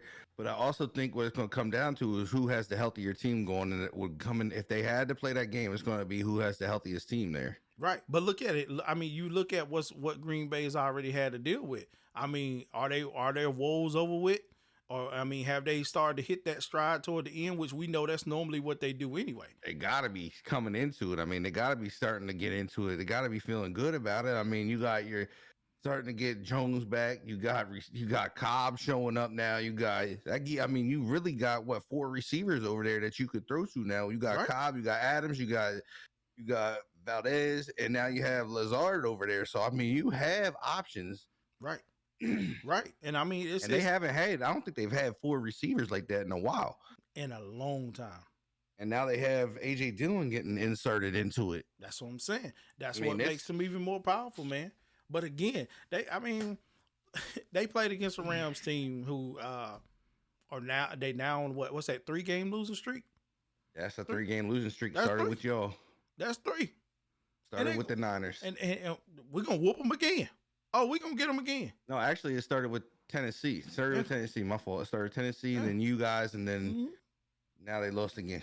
Oh, yeah, we're going to whoop them again for sure. We're going to whoop them again, so they might as well get ready. I mean, they had their chance to insert OBJ into the offense and get him going again. We know you was on break over Thanksgiving holiday, too. You probably did, like the Panthers did. Eat your turkey, eat your gravy, and all your other stuff you done been eating and forgot you had a game to go play. So, I mean, at the end of the day, there's no excuses. I don't want to hear I don't want to There's a hear stat about line for you too. the false start things is going on and all of that. You went to Green Bay. You know how it is in Green Bay. There's been multiple teams that went to play in Green Bay at this time of the year. And you know when you go into Green Bay at this time of the year, you got to play against the elements. You may have to play against a ref. You got to play against everything. But you already know. Here's a good It stat goes line down. for y'all though. You guys are only a game out from second place. Yes, sir. Yes, sir. So, and this is wild because if y'all have definitely played a lot of division games, I think you've played all your division games. You guys are 1-3 in division, but the only one that win all four of their division games here is the Cardinals. Everybody else is L'd up. That's 1-2 for the Rams, 1-3 for you guys, 1-2 for Seahawks. Man. The Seahawks on a 2-game win and lose streak with their third coming tonight. But I'm gonna keep holding my breath. I'm gonna keep holding my breath. I'm gonna keep listen, man. I'm gonna keep holding my breath over there in the NFC West because again, I know what my team is capable of. Some people may say, "Well, you don't know. You just talk trash about them." Yes, I do. Sunday after Sunday, they win. As long as I'm talking trash, it's equaling wins, and they're gonna keep counting me in. They're probably seeing it, and they're like, "Man, this guy really don't have faith." Right? They prove you wrong. You gotta be faithful to the Bay some type of way, right? This is my only way of being faithful to the Bay. I gotta talk trash about the Bay. It's the only way. It's the only way I know, man. So it is what it is. Yeah, right. It is what it is. But again, man, I mean, I'm not the only fan. I'm not the only fan that's talking trash about their team. I know I'm not. After last night's performance in this game, when it came down to it, I think there's a lot more people talking trash about their team other than the faithful fans. I think the Browns fans are talking trash about their team and about their situation as a quarterback. Or should I just call him that? I think he's a State Farm Progressive guy, whatever. What ain't the commercial he's on State Farm Progressive? Oh no, he's out there trying to be Aaron Rodgers. But we had the Browns last night for the Sunday night game taking on the Ravens, man, which didn't even look like it. It was not a game that was, well, exciting. It was kind of sloppy. Lamar Jackson, 4 interceptions for the win. Who does that? I don't know. That? I mean, it's crazy. But one thing that I did see in the game, I did watch this game, however, man, listen, I'm going to say this, and I'm going to keep saying this. Y'all done heard me say it before. I done seen this man live in action. It may not have been as a Raven. It was as a Louisville Cardinal. What you seen him do last night, that's very real. When you can get Myles Garrett shaking his head like, bruh, what? You can get a defense so frustrated. That pass was unreal, bro. To where they just throw their helmets down and be like, bruh, somebody do something. But Lamar Jackson's elusiveness as a quarterback is a very real thing. And what you're seeing on TV does not do it justice until you see it in real life. Like, this guy is that, like, it doesn't even look like he's moving fast. He just knows which way to go, which way to turn, what to do, how to set his feet, make the throw. But the one throw he made that was the Madden throw, dude, I was shocked. Yeah, this man, he actually got Myles Garrett to come and shake his hand on that one. Bruh. And he was hit. He was actually hit in the legs. Right. I think he had two or three defenders in his face and just steps to the side of him like, I'm gonna get hit. Yeah, right. Dotted him. Like, come on, man. I mean, Andrews was making crazy catches too, but man, Lamar Jackson and what he done, I mean, it makes me want to watch the Ravens even more. Again, the Ravens are the team that at the beginning of the season we said we're in trouble. It don't look like they in trouble to me. You would have thought they were in trouble, losing all their running backs and everybody they lost. Right. But it doesn't look like they're in trouble to me. And you say, man, they played a depleted Browns team. Are the Browns really depleted, though? Do we really say the Browns are depleted? I don't think so. Baker Mayfield may be depleted, but I don't think the Browns team's depleted. Right. Baker, listen. Stop the commercials, dog. Quit with the commercials. I get it. Like, get in the quarterback room. Yeah, you get money. But I need you to watch film at least 10 hours a day, bro. 10. Oh, something. Not 3, 10. Because right now, your ability as a quarterback is killing me. It's killing me. Bruh, I don't really get into talking about quarterbacks like this, but it's not only killing me. It's killing your team. It's killing your fans. First, you went, just last week, right? He was talking about the fans out there. Oh, the fans don't get behind us. No, let's go back even before then. You were talking about OBJ was the problem. He needs to go.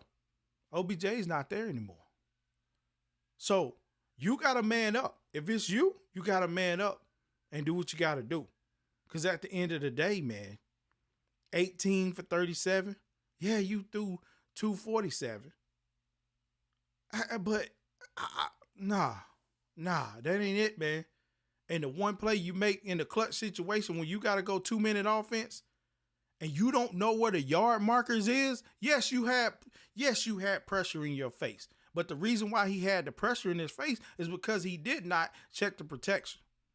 If I see guys come to the line and I see about 10 guys on the line, I'm either going to do one or two things. I'm going to change the play or I'm going to call a timeout, which you had one. Right. You had one. So I don't get it. Like, it's just crazy to me, man. And then, you know what I'm saying? You riding the fans, but now the fans are riding you. I think we had a situation where I think Kareem Hunt's dad took to social media and talking about it, man. He didn't just go at Baker, though. He went at the organization saying that they need to, if they're going to stick with him, being that Baker Mayfield's injured, which I don't think, I didn't really see no. I think this is where the excuses come in. Right. I don't think he ain't really looked that injured to me. I mean, he probably was limping, but still, who you gonna get to come in? I mean, they got Case Keenum. Really? We talking Case Keenum, bro? We talking Case Keenum, man. I really wasn't talking to him. I mean, you just asked who was coming in. Come on, man. That would be who it is. I believe it's Case Keenum, or is it Case Keenum still? But is it? It's who is it? Is it? That's Colt McCoy, ain't it? No, Colt McCoy's a Cardinal. Oh, that's right. He is. They bounce around too much for me to be able to. I can't keep up with them. But at the end of the day, man, it's like this. Browns, do something. Do something with Baker, okay? Help people that want to watch. Like, I mean, we already know, man, the fans don't. At this point, you ain't really doing too much to them. We talking about a fan, a group of fans that threw a parade because they had losing record. Come on, man. So you ain't really doing nothing to them. But why not? My goodness. Why not bring back the deep spirits of the dog pound, man? Why not bring that stuff back? Like, you know, get Baker out of there. Get somebody else in there that want to play, man. And let's go. Right. You can't keep playing these divisional games and hurting yourself. You just can't. It's not going to pan out well for you. And I'm telling you, it's just really bad to see, you know, quarterbacks in that type of situation, you know, especially all the stuff that has been surrounding him and what's going on with him and OBJ. You still not living up to the hype of what you supposedly be. You know, again, I put Baker Mayfield and Johnny Manziel in the same category at this point. Both of y'all just showmen. That's it. You just show. You all show, no play. And it's terrible that you have to do that, but that's where they're going, man. That's where they're going. I don't believe in him, and I mean, I just don't know what they're gonna do, man. What you think they got to do? Well, 100%. Like either they gotta move on. You know what I mean? Either they gotta move on before it gets way worse. Mm-hmm. Or Baker's got to he's got to lock in, quit all the nonsense. You know what I mean? Quit all the extracurricular dancing. Yeah, love the game you play, absolutely. Right. But I think he's past it. I think he's too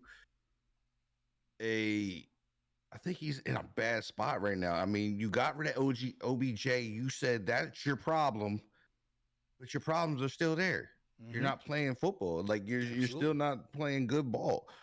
What's the problem? Right. To me, it's you gotta lock in. You gotta lock in and either put in the extra reps with these guys, get in the room and learn how to watch and read and all that other stuff. So it's crazy. It's a crazy thing. Like it's like this generation of football is different than what I grew up on because Right. these guys weren't like they did commercials. They weren't, but it wasn't all this craziness. It was they did a commercial, they got paid, they went back to work. I When think it they're was giving game them too day, we much lock money. in. I think they're giving them too much money in these commercials now, man. Because I mean, you look at it. Most of these commercials in the places that they being a part of, aren't they part of like most of what the NFL is centered around? So I think they're giving them too much money, man. They're getting comfortable. They're getting real comfortable with things, and I think that's with Baker and Aaron Rodgers, another one. Comfortable, just comfortable. State Farm paying him out the wazoo. Progressive paying this man out the wazoo. Like, come on, man. He For you to be doing a commercial at your stadium every single day, you should be acclimated with film study. You should, as soon as you get off the set, you need to go straight to the room and start studying. Like, come Right. on, man. Like, what? It's amazing to me. It's I amazing mean, to me. does it go with not having like the veteran leadership there? I mean, like I don't know. Like I don't think he's ever had like a real veteran quarterback behind him. But I mean, when he I mean, came in, you didn't really need it. You right. didn't really need it. It was I don't know. I'm just always one of those guys, a firm believer. Like when you bring a young guy in, you always have the older guy behind him at least. right. But I really do think he's gotten too comfortable with everything and thinking that the Hmm. sun rises and sets in him there in Cleveland, and he don't believe that anything will happen to him because of what just happened. He probably was a little bit shaking in his boots when the whole OBJ thing went down because he didn't know what was gonna go down. But Right. I just think that he's gotten so comfortable that he needs to just back down and be like, listen, my job is still on the line. They can let me go at any point in time. I need to step up. I need to get these guys around me. I need to get Landry, Peoples Jones. I need to get all these guys around me and start playing ball. You got Nick Chubb out there who's balling. You got Kareem Hunt back. Like, come on, man. Like, that's crazy, bro. You got to get ready. You got to get ready for that. You got to know that any point in time, they'll ship me out of here. They got to ship me out of here unless you doing something, with the uppers that just doesn't, we Yeah, don't I know mean, we about. see how that goes though. I mean, you go get when you got the friendship with the uppers and everything goes all over the play. You know what I mean? Like Right. it's RG3 and Daniel Snyder all over again. 100%. 100% it is, bro. It's crazy to me. It's really crazy. But I mean, we'll see. We'll see what comes out of it if if it ends up being that, they just don't, he goes into next week's game and just becomes another problem or what. I don't know. It's just crazy to me. Again, I don't get it.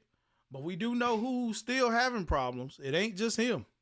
Oh, no, it ain't just him. Cowgirls, Cowboys, check in. You on the floor. Let's go. Because listen, looks like you still got problems. You went into Thanksgiving Day game, didn't have your receivers on hand. You didn't have Amari Cooper. You didn't have CeeDee Lamb. But it looks like you got a little bit more problems going on. Are you trying to cover it up? That's what I want to know. Because again, we got Zeke talking about they ain't asked him to sit out the game and that he's nursing a bruised right knee right now. I mean, but not only that, you ain't just messing with Zeke. You're dealing with a COVID outbreak. Cowboys, Jerry Jones, stop paying money to cover up stories, man, and let's be real. Because we don't want these excuses to come out 2 weeks later that y'all had these going on. That's why the deep dive going into it right now. Mm-hmm. Oh, yeah, we putting it out there. Tell us what's going on with yourself. Don't make these excuses for losing more games. Because, again, you lost to the Raiders. You should have won that game. Yes, you should have won that game. And now you put your division in a situation where it can be flipped. Yeah, and I mean flip in the hands of the Giants. So I don't know. To the Washington. I mean, I don't know what's coming of this game. Again, they going to New Orleans to play the Saints. I mean, we know the Saints ain't. It's got to be a win. This has to be a win for. I would hope this is a win for Dallas. Like if they lose to the Saints, the season's done. It's got to be. But here's the thing again, bro. They're in a situation to where the Saints want to win at home. Saints want to win out. Saints play in New Orleans on Thanksgiving Day. Again, I wouldn't be so worried about this, but I know how the city gets up for this team down there in New Orleans. I've been there during the holidays, and I see what happens. Bill Mafia comes into New Orleans and takes over the city. Do they want the Cowboys to do the same thing? No way. So they're gonna play their hardest. They're gonna try to beat this team one way or another. I mean, it hasn't come out that CeeDee Lamb or anybody else is back out, but again, that outbreak, the COVID outbreak alone, could stir up some things over the week. By the time we get time to them to, play in the game, because we never know. Right. These positive tests come out, it can affect more. Right now, it's only starting right tackle Steele and 3 offensive coaches and there's three strength coaches that are dealing with it. But who knows? They've been around other team members, and that could very well stir up the forfeit. Pot. Yeah, that stir up the pot. Could this be the first forfeit we have to see here if they got an outbreak like that? Yeah, I think that's a rule in the league. Yeah, you gotta pay attention to stuff like that, man. Because again, I mean, we know the league is not playing with all this COVID outbreak stuff. We know they not. We know that the rules are, and it may not be for Jerry Jones because we know what Jerry Jones does. But we know the rules are that if too many players have to sit out, you need to forfeit that game. You're going to lose money. You're going to lose all the other stuff. It ain't nothing else around it. But some way, somehow, I think Jerry Jones is going to make it to where we don't hear more about that. Because, again, I dug a little bit to find this story. I dug a little bit to find this one. But at the end of the day, I think he still tries to cover this up, just like the whole CeeDee Lamb thing. He was trying to push that. I think that had something to do about him pushing up to get CeeDee Lamb to play on Thanksgiving Day, which was, we know if you in concussion protocol, you need to sit out 1 week. So I don't know. Yeah, I mean, like this right here. I mean, this could be big if they end up having a breakout like this, where it causes them to have to give a game up. What does that do to the Raiders?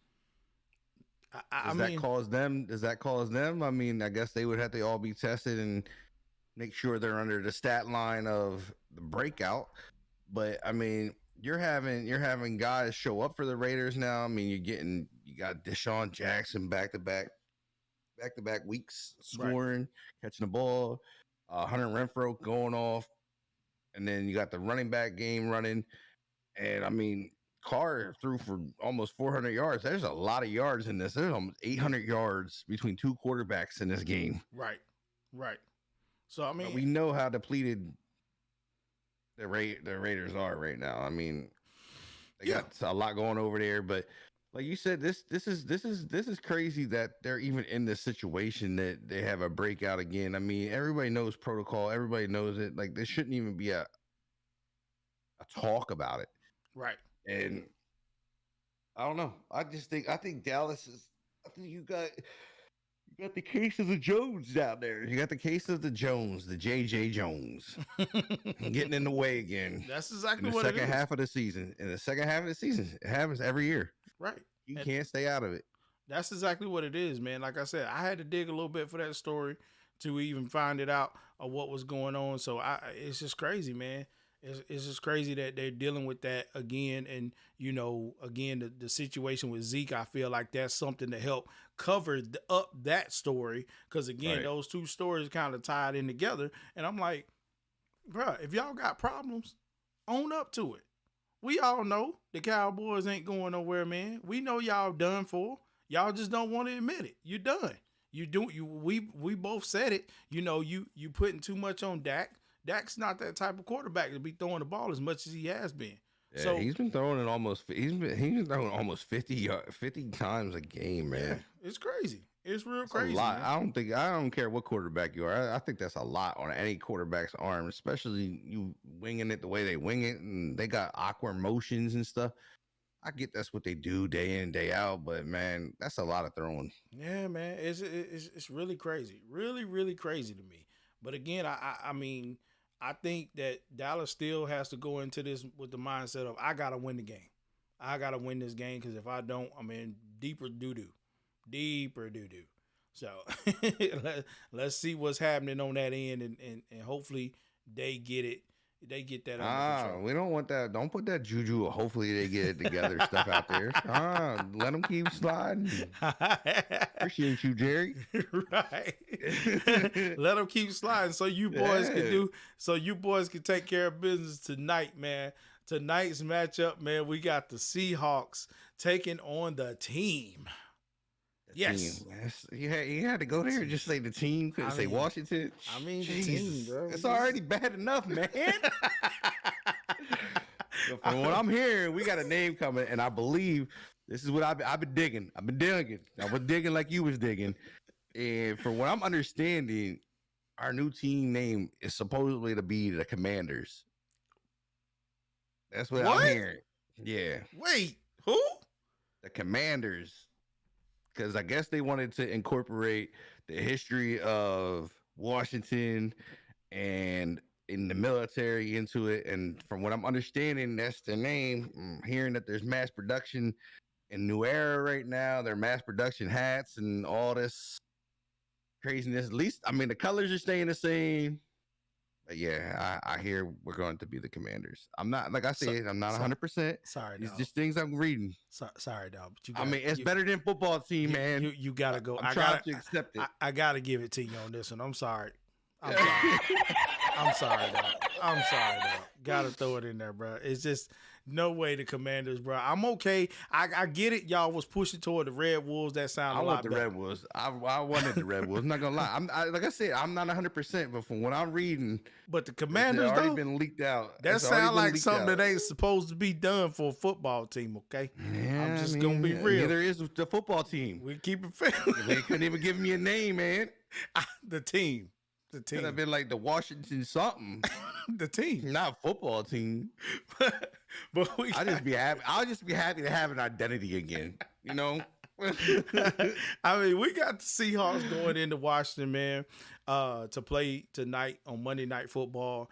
And again, we've seen the Seahawks be not good.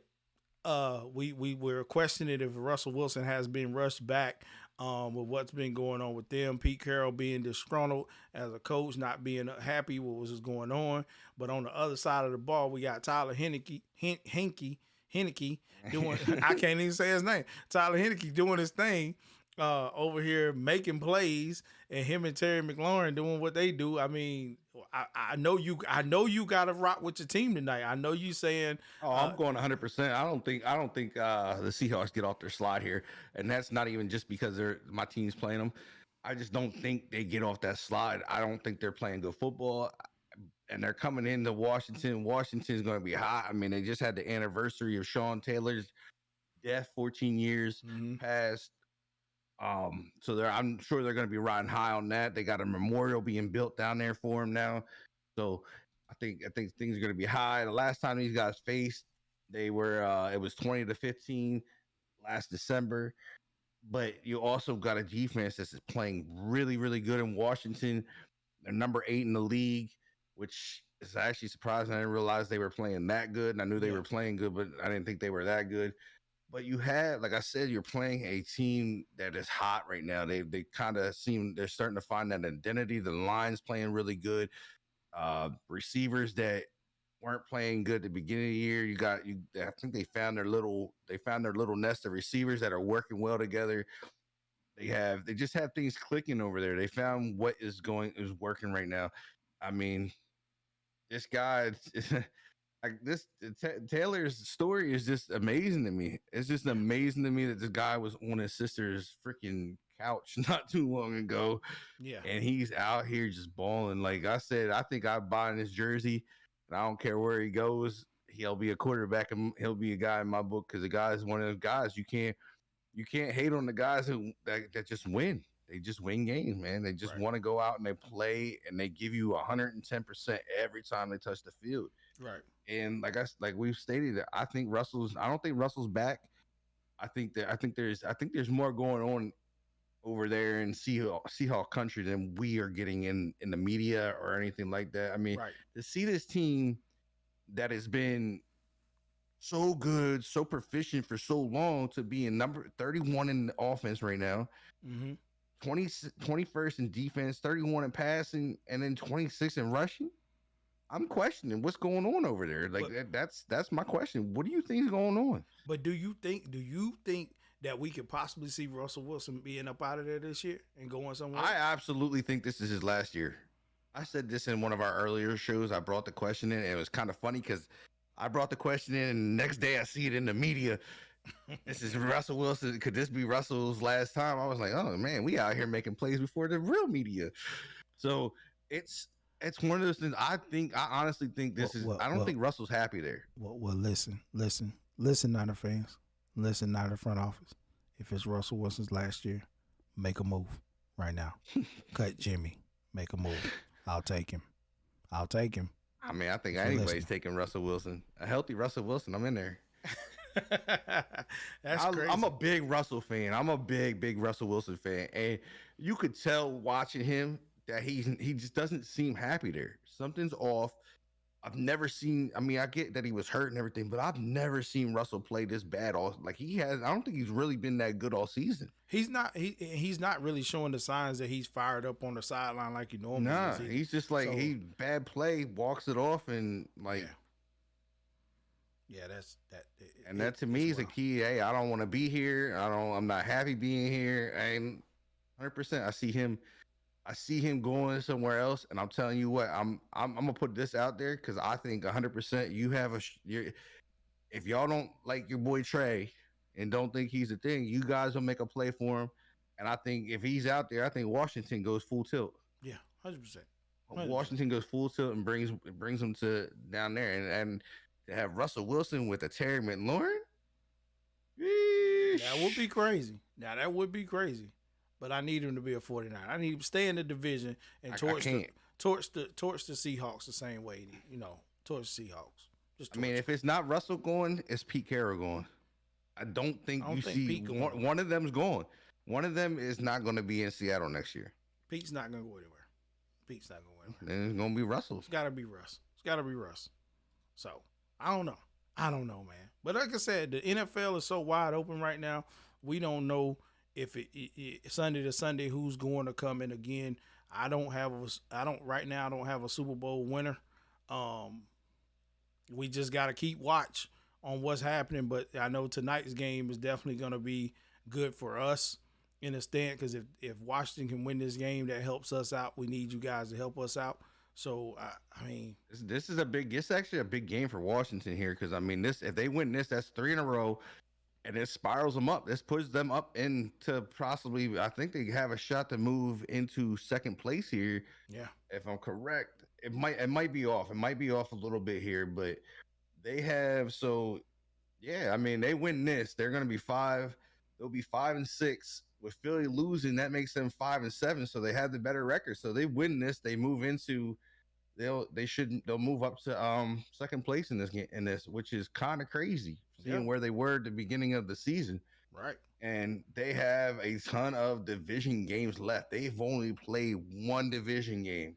Wow. They played one division game and they won that division game, and that was against the Giants. It's crazy. They see the Giants at the end of the season again for their last game. So this game's pretty big for Washington. And I mean, they don't have Kirk Cousins to mess up their Monday night stuff like they've been because we know Kirk Cousins not a Monday night quarterback. He don't like the spotlight. Right. So hopefully Heineke likes the spotlight. And I mean, the kid seems to like the spotlight because every time it's on him, he's just balling. So hopefully we don't have to deal with the spotlight messing him up. Yeah, 100%. But I'm going to sidecast this tonight. I'm not missing this one. We're in this one tonight. Let's go. So y'all already know, man. You can catch the sidecast of the game with my man Shmeek 45 over there on his channel, twitch.tv/SME45.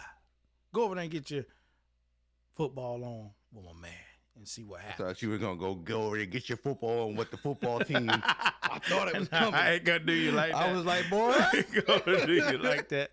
But we got a little bonus coming up for y'all, man.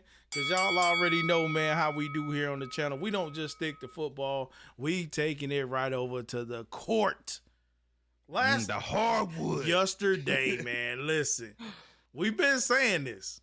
We've been saying, if y'all not watching the NBA right now, if y'all not, please try to find some type of way. Because I'm telling y'all, when I think I need to be watching basketball, I do not watch it and something great happens. Yesterday, the Golden State Warriors faced off against the Clippers, man. And listen, Curry went for a dribble drive to the basket for a layup, gets what he thinks is a foul by Terrence Mann, and doesn't get a call. So that in turns, I've never seen Stephen do what he done. He literally got mad, got teed up, went after the ref, took his mouthpiece out, going crazy, went at the ref, got teed up, and man, when he teed him up, Steph was like, you know what? That's cool. I'm gonna take it out on the court. I'm gonna take it out on the hoop. Steph went crazy.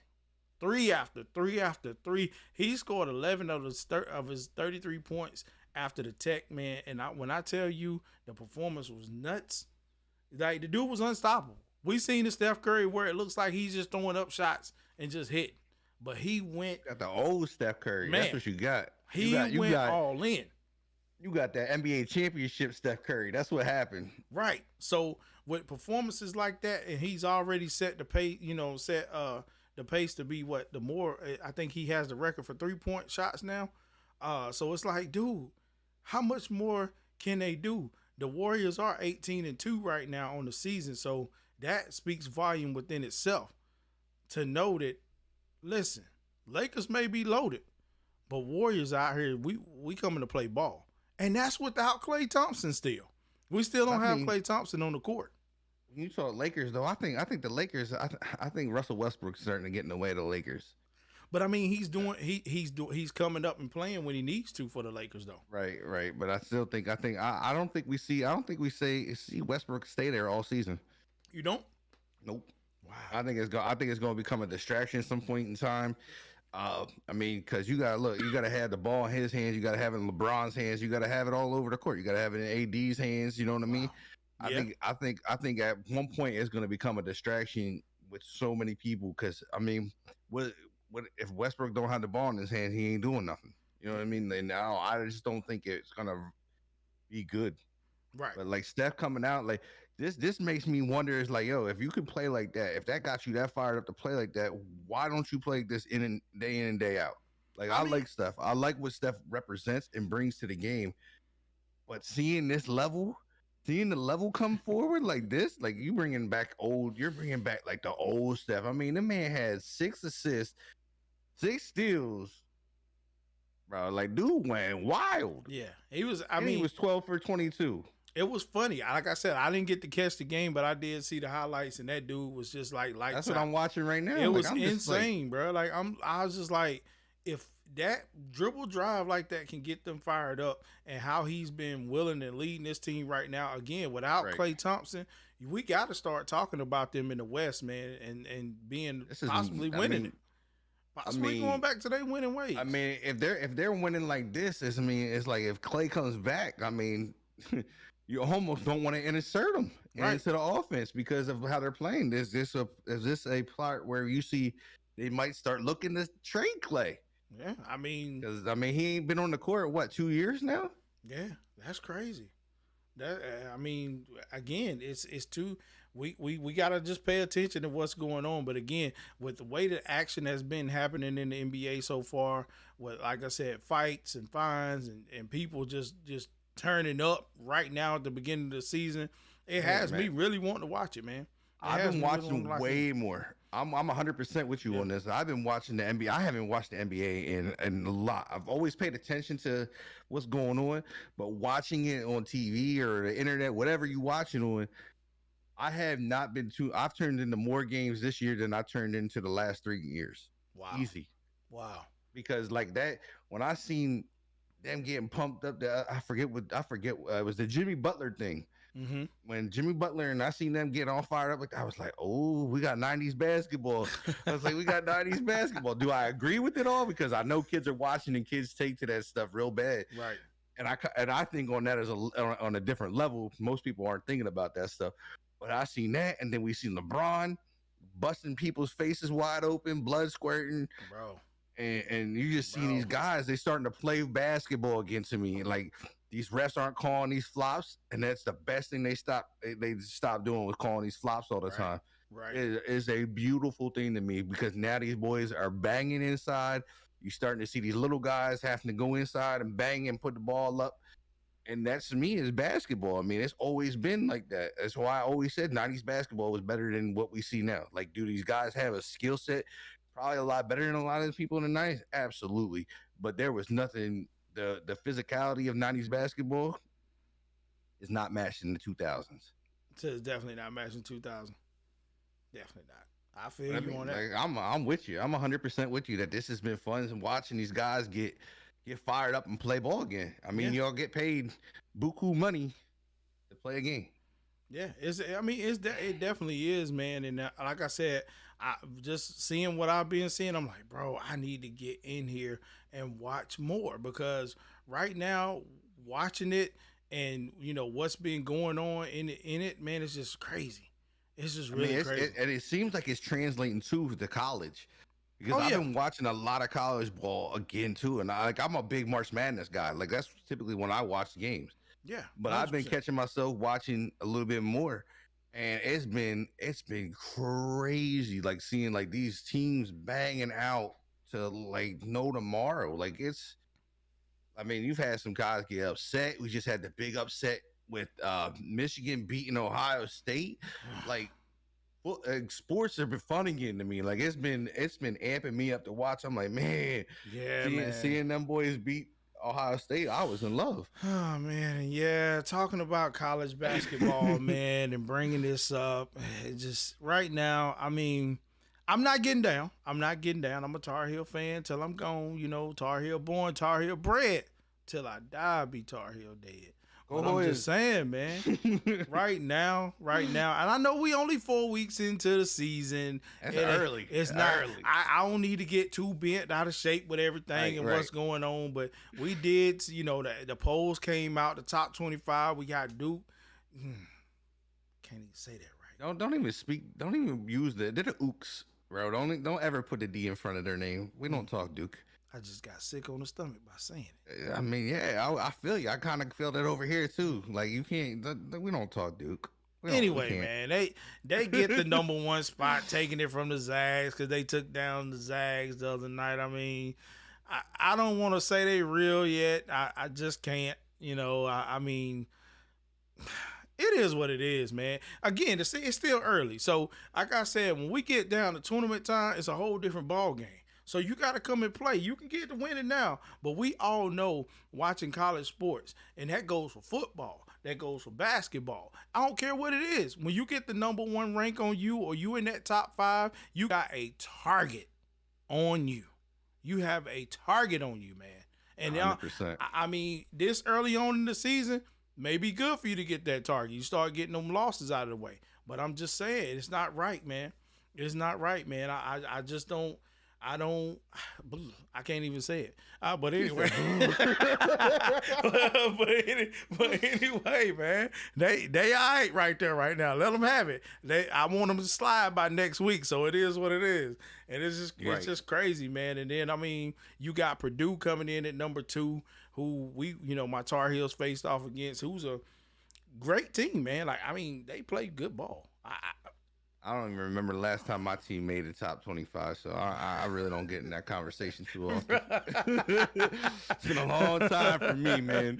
But I'm just saying, man, like you really got to look at it for what it is. Again, nobody's seen Purdue being like this. I mean, we got my guy Wags in the chat, of course. He's just like, he's a Purdue fan, and he's even saying that, and he's told me that it's been a long time. It's been a long time coming for this type of start. For Purdue, for sure. And I really, really want to see a team like that do well. But to see that one at the other, I need them to slide off.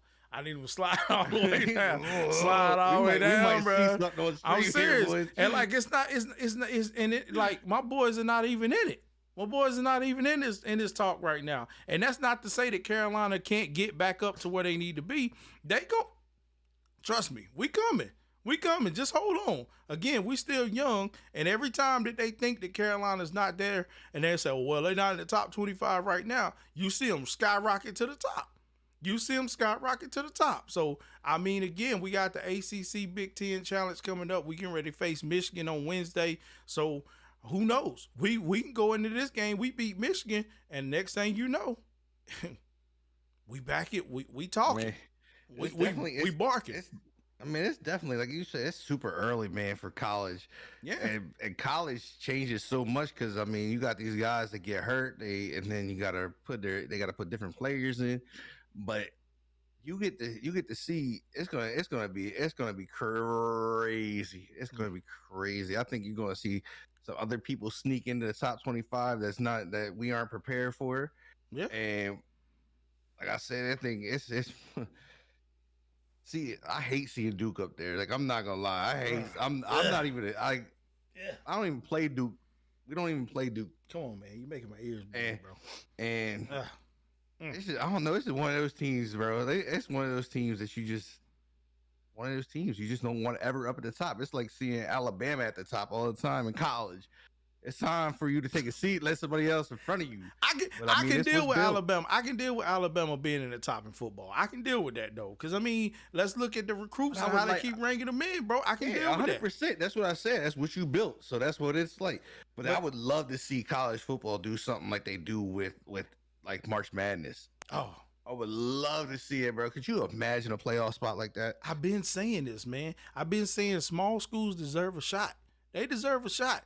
And when it comes to the college football scene, I believe that they deserve a shot, man. I don't care. Like some people say, oh, well, they can't go up against a Power 5 school.